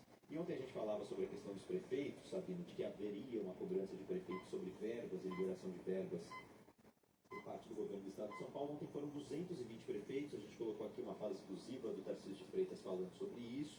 Muitos prefeitos demonstraram apoio a ele ontem e Tarcísio gastou 1 hora até começar o evento porque estava tirando fotos e acenando e abraçando prefeitos. Depois do evento passou mais 1 hora repetindo esse mesmo gesto. Então é uma sinalização de Tarcísio de Freitas de manter a base dele, principalmente para essas eleições deste ano. São algumas leituras que são feitas em um evento por parte do governador Tarcísio de Freitas. Acho muito difícil o governador Tarcísio de Freitas evitar que Gilberto Kassab seja o vice na chapa dele. Até porque é uma outra vice aí muito importante nesse jogo político, que é a vice de Lula. Quem será o vice de Lula? E se Gilberto Kassab não for bem atendido aqui, ele pode alçar outros votos. E ele não é tucano. Luiz Felipe Nunes, muito obrigado. Obrigado, gente. Um abraço. Obrigado, Luiz. 999-048756. Ribeirão Pires, motoristas de aplicativo, sai todo dia para trabalhar, eu vejo cada barbaridade que esses motoqueiros fazem. Não vou chamar de motoqueiro, não deixa eu chamar de motociclista não, porque vai ser uma ofensa aos motociclistas. Motoqueiro, sei lá o que é, entendeu? E, bom, resumir aqui, eu parei na faixa, estava parando na faixa, reduzi a velocidade, parei na faixa. Você acredita que o motoqueiro veio sentando o pau, e aí ele veio, parou na faixa assim, tentando o pneu, e ainda reclamou comigo porque eu parei na faixa do pedestre para a pessoa passar? Reclamou, ainda discutiu comigo. Olha, eu vou te falar, 80% desses motoqueiros, eles andam errado. É 80%, olha que eu estou passando a mão na cabeça, tá? 80%. Bom dia, Jefferson, motorista de aplicativo São Paulo. Rapaz, fala de buraco, também na pista de Bandeirantes ali, depois do Maninho Maluco. Um bom tempo interditado ali, que realmente estava esburacada a pista direita, né? E aí observa que tem um detalhamento lá e tal. O duro ele ficou pior do que estava. O negócio tá feio, ele tá pula, como um doido, uma hora também vai ter um acidente ali, coisa muito mal feita. Mais um ouvinte, hein, falando sobre os buracos na Avenida dos Bandeirantes. Agora 11 horas e 33 minutos, vamos para mais um intervalo, rapidinho, aqui no Manhã Bandeirantes. Não sai daí que a gente já volta. Rede Bandeirantes de Rádio. Manhã Bandeirantes. Economia por seu bolso e fatura do churrasco. Tem como? Tem sim! E o açougue do Lex tem tudo pro seu churrasco com preço pequenininho. Costela suína Aurora, R$ 24,97 o quilo. Filé de Sassamilar, R$ 14,97 o quilo. Açúcar doce açúcar, 1 quilo, R$ 2,75. Café Três Corações, 500 gramas, R$ 26,90. Calma, 657 gramas, no Poder Max, R$ 9,90. Omo, 2 quilos e 400, R$ 25,90. Vem pro açougue do Lex. Hoje é dia de conhecer a Junta Homocinética. Não tem nada a ver com dores nas juntas. A junta homocinética tem como principal função permitir a transferência de torque do motor pelas rodas de forma suave e constante. E aí, já está experto em juntas homocinéticas? Nem precisa. O que você precisa saber mesmo é que peças de qualidade para carro, moto ou caminhão é Nakata, a marca líder em suspensão. Fale com o seu mecânico de confiança e conte com a gente. Nakata, pode contar. Desacelere, seu bem maior é a vida. Manhã Bandeirantes.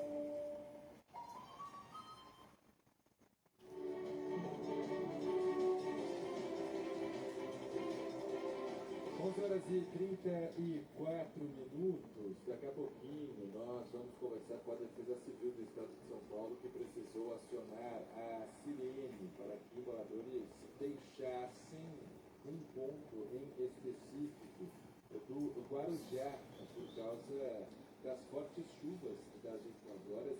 É a comunidade Barreira do João Guarda. As famílias agora estão indo para um abrigo montado pelo município junto à Defesa Civil. E a gente está recebendo aqui algumas imagens que são de fato assustadoras da Baixada Santista, de um lamaçal caindo, descendo ali para perto da praia Os Pinheiros, no Guarujá, já ali na divisa com Bertioga, onde fica essa praia. Muitos ouvintes mandando aqui mensagens para a gente, imagens de como está a situação na Baixada Santista, a situação que preocupa bastante neste momento. Mas antes disso, dá tempo da gente conversar com a repórter Carol Correia, que vai falar sobre a prisão de um suspeito que tinha cometido um arrastão na zona leste de São Paulo. Mas aí descobriram que, na verdade, esse mesmo suspeito está envolvido em vários arrastões que aconteceram a estabelecimentos dessa mesma região, desse mesmo canto da cidade de São Paulo, a zona leste da capital. Bom, a Carol Correia, pelo que eu entendi aqui, nós estamos tendo um pequeno problema de contato com ela, no sinal da Carol Correia. Daqui a pouquinho ela participa conosco direto da Zona Leste. Agora está nos ouvindo, Carol? Bom dia. Bom dia para você, para o Sabino. Agora sim, conectada. Ao vivo é assim mesmo, não tem jeito, né? Bom, a gente fala então desse homem, né? Foi preso ontem pela polícia, suspeito de fazer vários arrastões na Zona Leste da capital. Inclusive, suspeito não, né? Criminoso, porque ele foi preso em flagrante. Ele estava ali na região, quando os seguranças viram ele roubando, e aí acionaram a polícia que conseguiu chegar até ele. Esse homem, inclusive, já estava sendo investigado pela polícia justamente por essa onda de roubo. Em estabelecimentos como clínicas odontológicas, farmácias, mercados e conveniências. E ele agia sempre da mesma forma. Ele entrava, passava com o cliente, anunciava o assalto, o roubo, e depois, de maneira mais agressiva, começava a intimidar as vítimas. Em um dos casos, inclusive, ele chegou a fazer uma mulher presente. E ele sempre focava ali no dinheiro, em caixa, em alguns itens de alto valor. Nas farmácias, ele confessou para a polícia que não levou medicamentos de alto custo, mas que teria possíveis compradores. Mas era esse mais ou menos a dinâmica, né? Essa era mais ou menos a dinâmica que ele usava nesses crimes. Ele foi detido ontem pela polícia, e as imagens de câmeras de segurança conseguiram aí identificar ele envolvendo em outros roubos. Agora ele segue à disposição da justiça. Volto com vocês. Muito obrigado, Carol Correia. Bom trabalho para você. Obrigada, gente. Até amanhã. 11h38, quem está conosco agora é o Tenente Marcos de Souza, porta-voz da Defesa Civil de São Paulo, para falar sobre a situação na Baixada Santista, principalmente no Guarujá, Tenente, é a cidade mais afetada ali da região. Bom dia. Guarujá, Sabino, bom dia a você. Bom dia. Nesse momento, o Guarujá é realmente a cidade mais afetada. Acabei de da manhã, dessa quinta-feira, era a cidade de Santos, que amanheceu com vários pontos de alagamento. Agora, a chuva acabou aumentando de intensidade durante as primeiras horas da manhã em Guarujá, ou seja, ela deslocou avançou em direção ao norte do litoral paulista, parou em cima do Guarujá e saiu ali uma chuva bastante forte. E aí, por isso, a gente teve que acionar o plano de contingência lá na cidade. E aí, esse plano de contingência envolve o envio de alerta pelo celular e o acionamento da sirene. Guarujá é uma das 12 cidades da capital que tem sirene. A gente disparou a sirene, tiramos as famílias, né, do grupo municipal, tirou as famílias de modo preventivo ali da barreira do Guarujá, uma cidade que tem centenas de famílias. Agora o cenário é mais tranquilo, a chuva já deu uma trégua, a gente está avaliando as condições do morro para ir retornando com as famílias para a sua casa. Tenente, é o mesmo local onde nós já tivemos recentemente uma tragédia causada por deslizamento? É o mesmo local, é o local onde, infelizmente, dezenas de pessoas perderam a vida, né? Até bombeiros morreram ali também. Esse foi um local onde o governo do estado já tinha feito uma intervenção com uma obra de defesa na intervenção do morro, mas ainda assim há outras áreas que a gente decidiu colocar a sirene em 2004. A sirene foi instalada na barreira de guarda e tinha um risco importante para deslizamento naquela região, é uma região bastante montanhosa, tem muitas famílias morando no pé do morro. O morro se deslizar, claro, pode fazer um estrago muito grande. Por isso, esse sistema de monitoramento e alerta, o objetivo dele é tirar as famílias do caminho ocupada. A gente espelhou o prédio mais moderno do mundo. Veja os alertas de respiração ali na borda, no Orlando, no estado de eles funcionam nesse mesmo sistema de protocolo.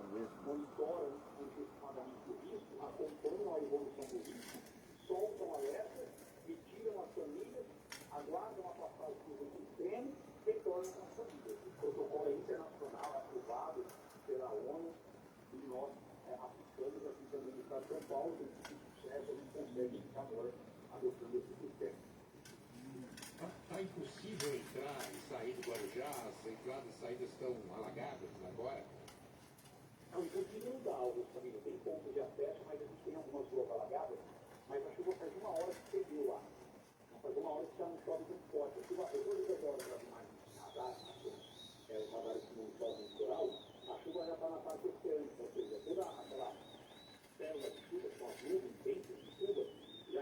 avançando em direção ao Oceano Atlântico, saíram da área continental. Restam poucos pontos com uma chuva moderada na sua fraca, já na região do Tratado de Onda. Então, o Guarujá já pega, a chuva já diminui, lembrando que esses alagamentos, eles devem rápido também.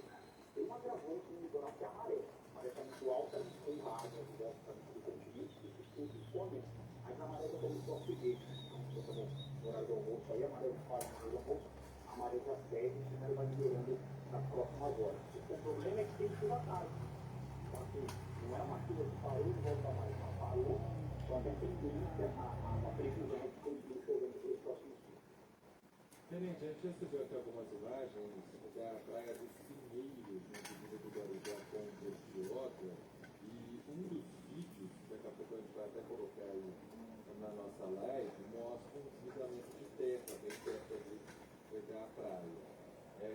Já há registros, portanto, talvez de lugares não habitados, mas que o rio abaixo.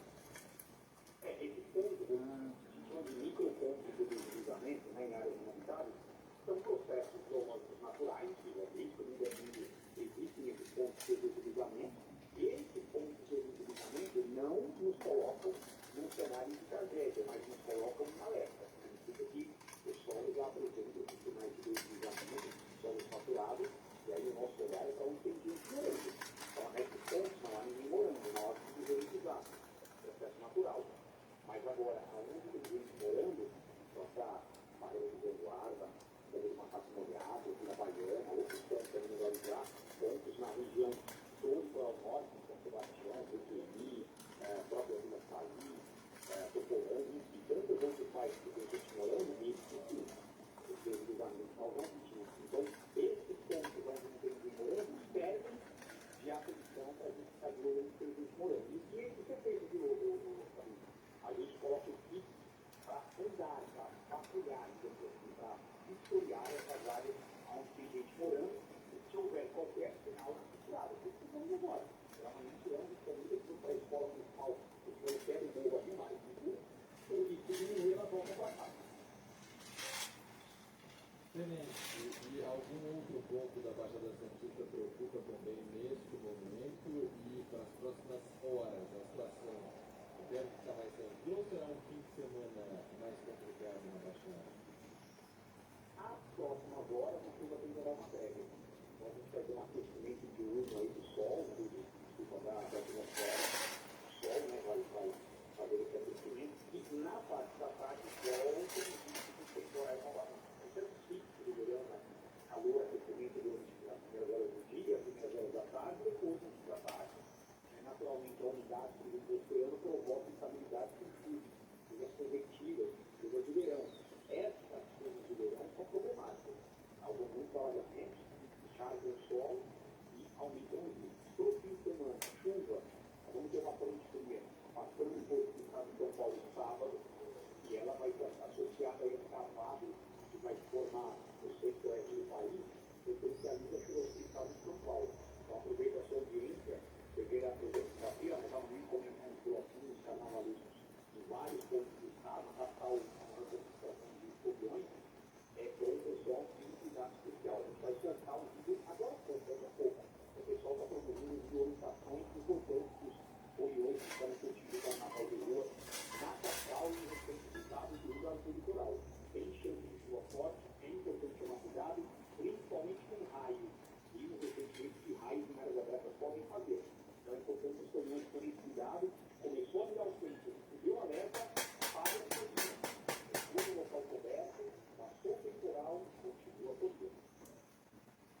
Tenente Marcos Souza, porta-voz da Defesa Civil de São Paulo, obrigado pela participação aqui com a gente. Um abraço, qualquer novidade que tivermos aí da Baixada Santista dessa situação de momento, o microfone aberto para a Defesa Civil. Um abraço. Obrigado, obrigado.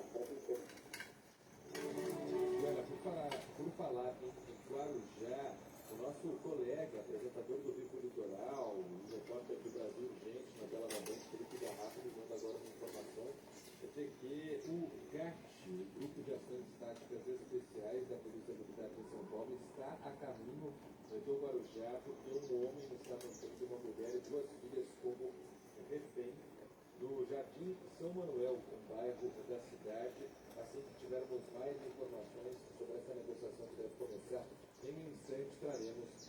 programação da Rádio Bandeirantes.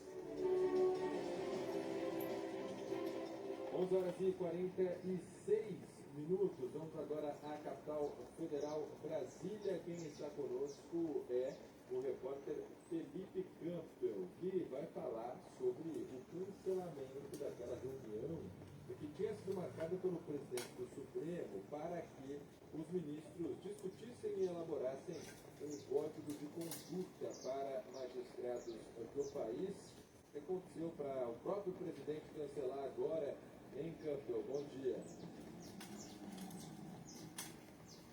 Bom dia, exatamente, né? Era uma expectativa que a gente ia começar a ver já alguma movimentação nesse código de conduta, né, para ministros do Supremo Tribunal Federal, mas essa primeira reunião que estaria já marcada para discutir essa criação do código foi desmarcada, né? A decisão foi tomada pelo ministro Edson Fachin após as declarações de Alexandre de Moraes e o ministro Dias Toffoli em plenário, e ontem, durante um julgamento, os dois defenderam que juízes possam ser donos de empresas ou possam dar palestras, né? Até agora, Dias Toffoli não se manifestou sobre a viagem que fez em um jatinho com um dos advogados do Banco Master ou sobre a venda de um resort em nome dos irmãos e de um primo ao cunhado, né, de Daniel Borcaro, dono do Banco Master. No caso de Alexandre de Moraes, o escritório da mulher dele, Viviane Barsi, firmou um contrato de 129 milhões de reais com o Master. E aí, sobre isso, inclusive, né, tivemos a CPI do crime organizado do Senado, que aprovou um requerimento apresentado pelo senador Alessandro Vieira, pedindo a convocação da advogada Viviane Barsi, esposa de Alexandre de Moraes, para dar depoimentos justamente nesse caso. Os ministros do Supremo, Moraes e Toffoli, também falaram sobre a conduta dos bancos. Vamos ouvir. A Constituição diz: ressalvadas as exceções previstas em lei, e a norma diz que não pode ser sócio dirigente. Se assim não fosse, nesse caso, nenhum magistrado poderia, por exemplo, ter alguma aplicação no banco. Ações se um banco é acionista do banco, então não vai poder julgar ninguém no sistema financeiro. Para isso, o Alexandre teria que doar a sua herança a alguma entidade de caridade. Óbvio que todo mundo é livre para fazê-lo, mas se ele tem um pai e uma mãe que é acionista, né, de uma empresa, dona de uma empresa, ou de fazenda, vários magistrados são fazendeiros, vários magistrados são donos de empresas, e eles, não exercendo a administração, eles têm todo o direito de receber os seus dividendos. Isso é não deixar o magistrado na bolha. Agora, falta um pouco de ética, né, nas pessoas que criticam sem ler a Constituição e a LOMAN. Bom, segundo o jornal Estado de São Paulo, parentes de ministros do STF atuam em mais de 1.800 casos na Corte ou no Superior Tribunal de Justiça. E pelo menos 70% dos processos foram protocolados após esses magistrados assumirem as cadeiras no Supremo Tribunal Federal. Dos atuais ministros, apenas Carmen Lúcia e André Mendonça não têm parentes com ações em tramitação nas duas cortes, né? De volta ao estúdio. Olha, é surreal essa conversa entre o ministro Alexandre de Moraes e o ministro Dias Toffoli em plenário. É surreal, é difícil a gente acreditar o nível que chegou uma conversa dessa pública, aberta, de dois ministros do Supremo Tribunal Federal em próprio plenário, abertamente. Tá muito difícil de a gente imaginar dias melhores para o Supremo. A gente só vê a situação piorar. E aí, quando alguém toma uma iniciativa razoavelmente buscando o melhor, que é de um código de conduta, os próprios colegas boicotam a reunião, sei lá se vai acontecer ainda e se sai esse código de conduta. Ao que tudo indica, não vou deixar. Não vou deixar. Felipe Campbell, da Rádio Bandeirantes Brasília, muito obrigado, viu? Obrigado, gente. Até amanhã. Obrigado. Bom, e o Campbell já pontuou, mas há uma decisão nova, eu destaco aqui, a CPI do crime organizado. O relator dessa CPI decidiu convocar, e quem é o relator? O senador Alessandro Vieira, que é a esposa do Alexandre de Moraes, a Jane Barsi, que tinha aquele contrato de mais de 120 milhões de reais com o Banco Mar. Crime organizado? É.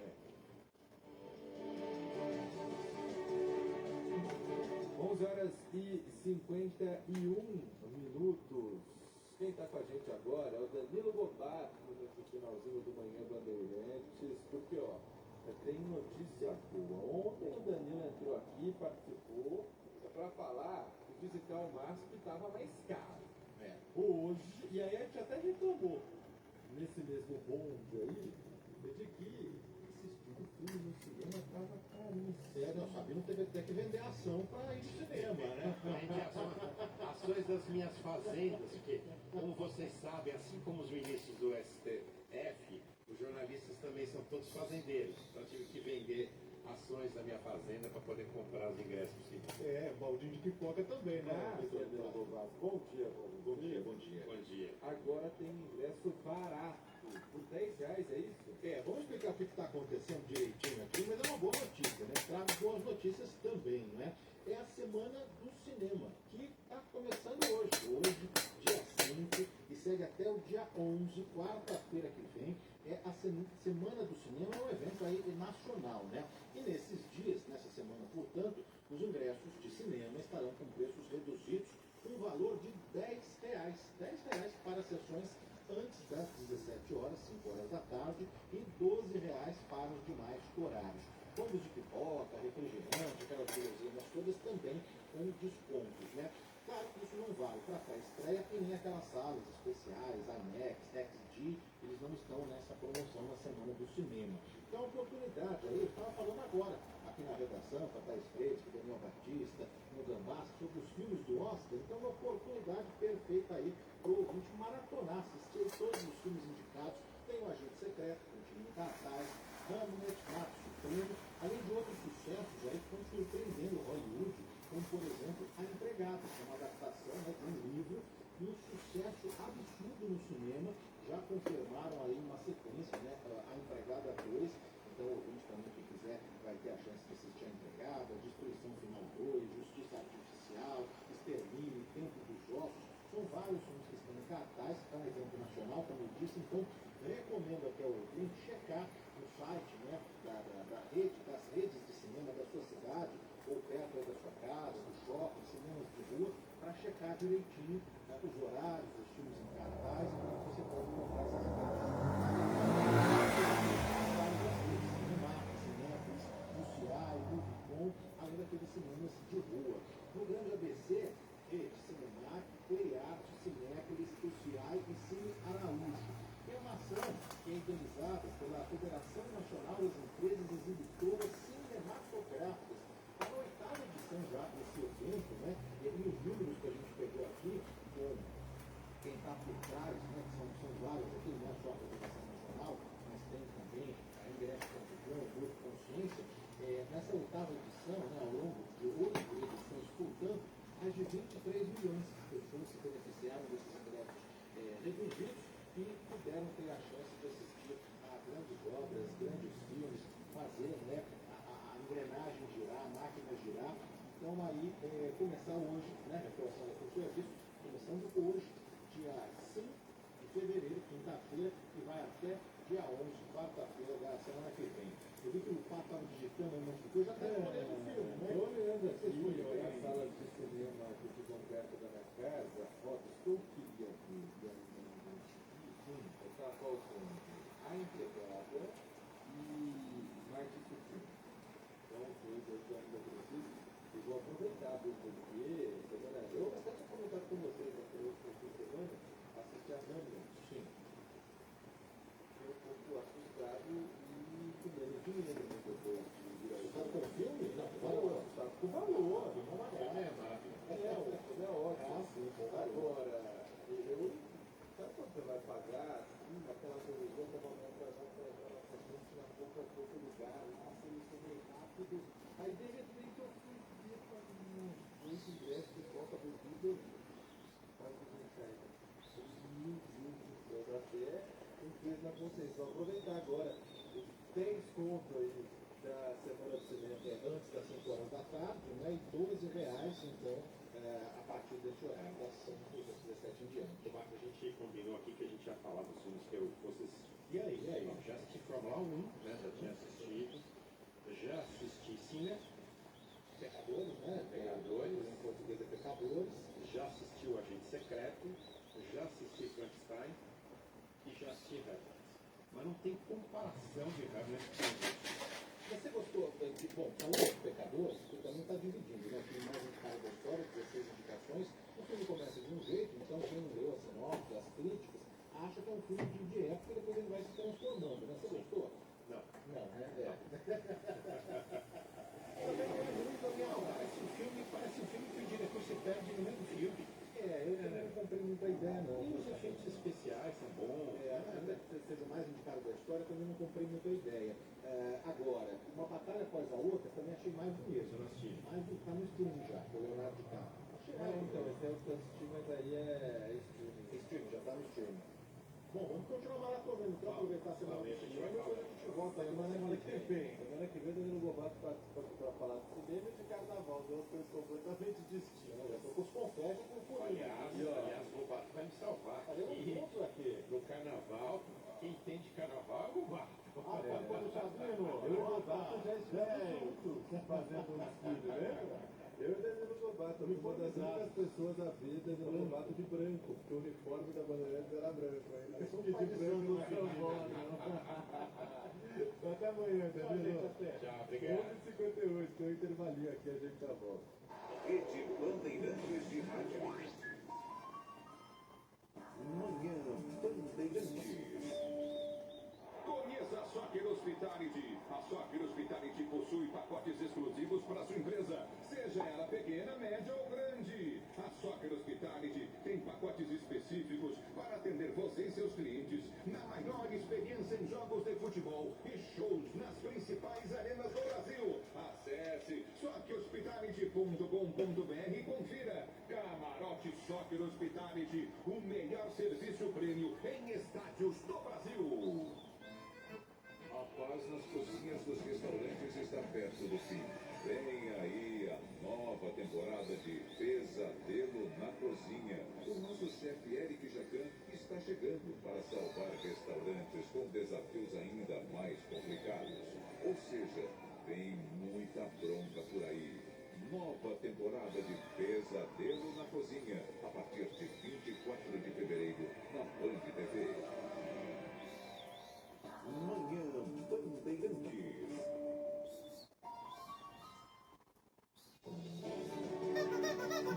11h59. Só dá tempo do tchau, Sabino. Valeu, até amanhã. Manhã Bandeirantes volta amanhã, logo depois do Jornal Gente, às 10 da manhã. Boa tarde, boa tarde, boa tarde. Muito obrigado pela sua audiência, a companhia que você faz sempre pra gente aqui na Rádio Bandeirantes. E você fica agora com o Elia Júnior comandando o Nossa Área. Um abraço a todos, ótima tarde. Até amanhã. Tchau. Você ouviu Manhã Bandeirantes. Você está na Rádio Bandeirantes, no seu rádio, no aplicativo Bandplay e também no YouTube. Você invadiu a melhor parte do campo. Nossa Área, na Bandeirantes. Olá pessoal, boa tarde. Estamos juntos sempre. Para você aqui, é claro, na sua melhor frequência. Muito bom que você esteja a bordo da nossa rádio Bandeirantes, quinta-feira, 5 de fevereiro. O momento é meio estranho futebolisticamente falando, porque ele mescla campeonatos regionais com o Brasileirão. Eu nunca gostei dessa ideia meio idiota de dizer, vamos mudar a chave. Mas que chave é essa? O grupo é o mesmo, e se os problemas não forem sanados, vão persistir independentemente de qual competição aquela determinada equipe estiver participando. Você se imagina mudando a chave na sua própria vida? Já pensou na possibilidade de separar totalmente os problemas profissionais dos pessoais? Quem consegue chegar em casa depois de um dia atribulado, complicado, nervoso no trabalho e simplesmente esquecer tudo, abstrair e se transformar num cara mais leve e feliz no seio familiar? Eu acho bem difícil. Então, saber entender o momento, estejamos onde estivermos, é fundamental para tentar encontrar as melhores soluções. A verdade é que me soa meio artificial essa ideia de chave. Momentos atribulados demandam autenticidade e, sim, demandam também resiliência. É tranquilo? Claro que não é. Se não fosse assim, não seria momento atribulado. Se fosse fácil, não seria complicado. Se fosse leve, não teria uma carga pesada naquele momento mais complicado, tumultuado e atribulado que cada um de nós em algum momento está vivendo na sua própria questão pessoal e também na própria questão profissional. Às vezes um lado está maravilhoso, o outro não está tão bom, às vezes o outro está incrível e na contramão da história o profissional não anda tão bem e você tem que ter resiliência para tentar escapar da melhor maneira, tal qual o leão da montanha, saindo pela esquerda às vezes, saindo pela direita em outros momentos, mas tentando encontrar soluções. No futebol, eu fico bem incomodado com essa ideia de que, vamos mudar a chavinha, como se for a coisa mais tranquila do mundo. Você ir lá, estou disputando a Copa do Brasil e estou indo muito bem. Estou mal no Campeonato Brasileiro. Acabei de perder uma partida na quarta-feira no Campeonato Brasileiro e olha, vira a chave aí, porque no domingo tem Copa do Brasil. Não é bem assim. O grupo é o mesmo, os jogadores são os mesmos, os problemas que estão naquele vestiário, eles não vão ser sanados ou jogados para debaixo do tapete só porque você mudou a competição. O que muda é o regulamento da competição. Sim, existem treinadores mais afeitos à competição de mata-mata do que outros. Sim, existe jogador que é mais afeito a uma determinada competição do que outra. Existe grupo que tem mais qualidade para competições mais longevas, como é o caso do Campeonato Brasileiro. Isso não tem absolutamente nada a ver com mudança de chave. Tem tudo a ver com característica de cada jogador, de cada profissional e também de cada grupo. A rodada de ontem foi muito interessante, porque é de Campeonato Brasileiro, em meio também a essa reta final da fase de classificação dos campeonatos regionais. E aí você tem um confronto estadual entre Santos e São Paulo, onde eu já havia dito, o momento do Santos era pior do que o momento do São Paulo, era uma situação mais complicada, a de sobrevida, inclusive do Juan Pablo Vojvoda em relação à sua permanência à frente do Santos, mas eu sabia que o Santos iria impor muita dificuldade ao time do São Paulo. Por quê? Eu sei que o time de São Paulo tem qualidade, tem virtudes, mas eu repito, eu acho ótimo que eu possa dizer isso, exatamente no momento onde o Crespo vem de vitórias importantes, não só no Campeonato Brasileiro, como também no Paulista, e consegue um empate ontem diante da equipe do Santos na Vila Belmiro. Já disse aqui e ainda não mudei de opinião. Se um dia eu mudar, podem estar certos que eu não terei vergonha nenhuma de vir a público e dizer, olha, o Crespo está entre os melhores técnicos sul-americanos. Não acredito, acho ele um técnico mediano e que em muitas ocasiões faz más escolhas.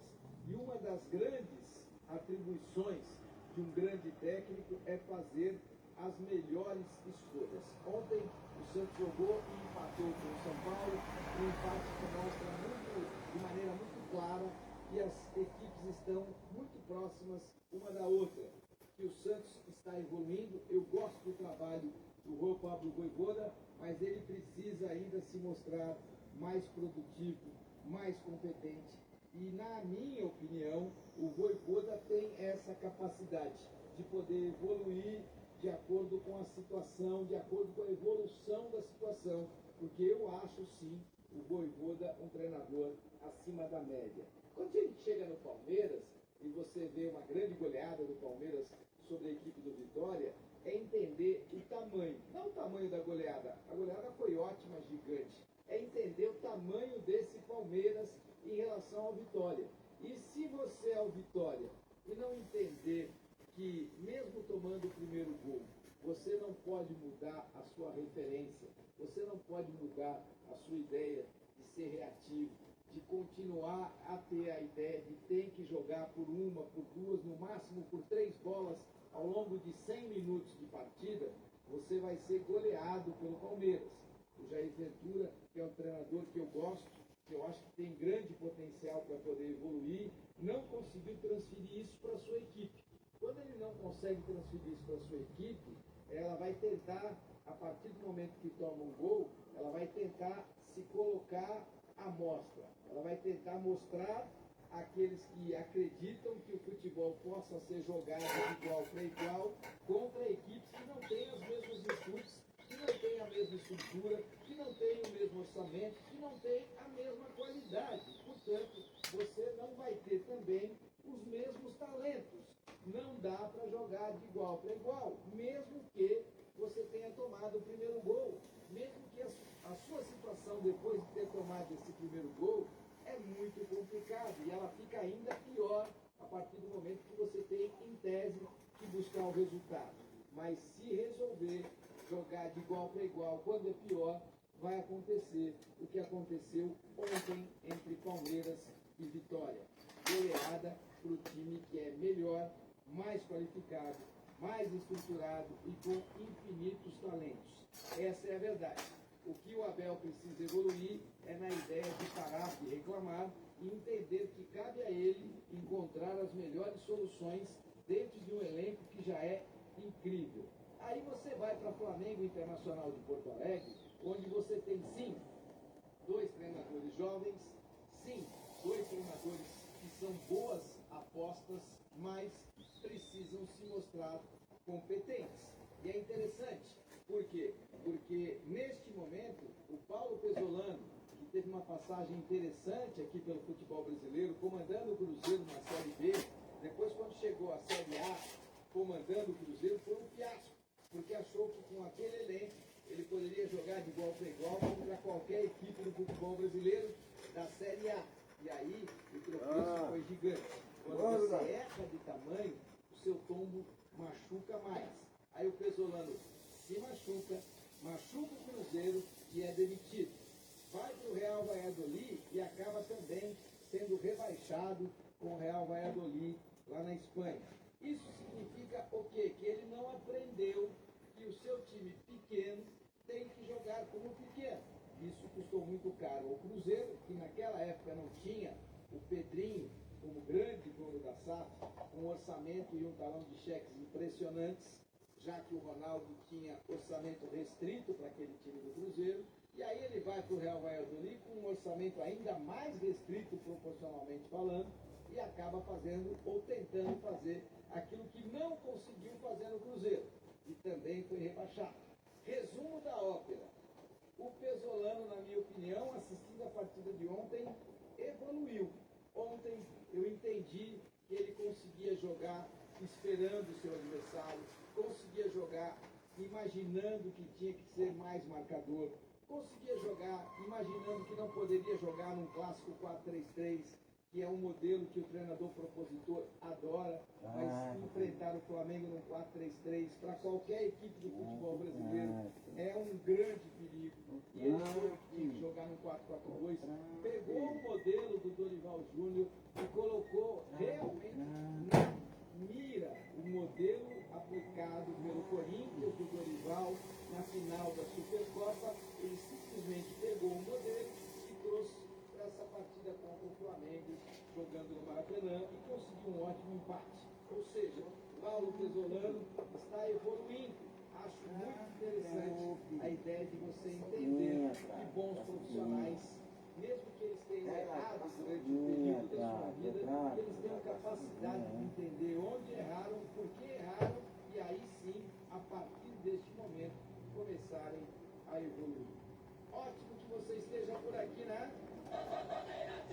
E aqui na sua Rádio Bandeirantes, às 12 horas e mais 11 minutos, e a partir de agora vamos girar os nossos repórteres para que você continue a ter a melhor informação esportiva. Aconteceu no seu time? Você ouve aqui. Corinthians. Complemento de campeonato brasileiro. Alô, Luiz Fabiani, seja bem-vindo. Boa tarde.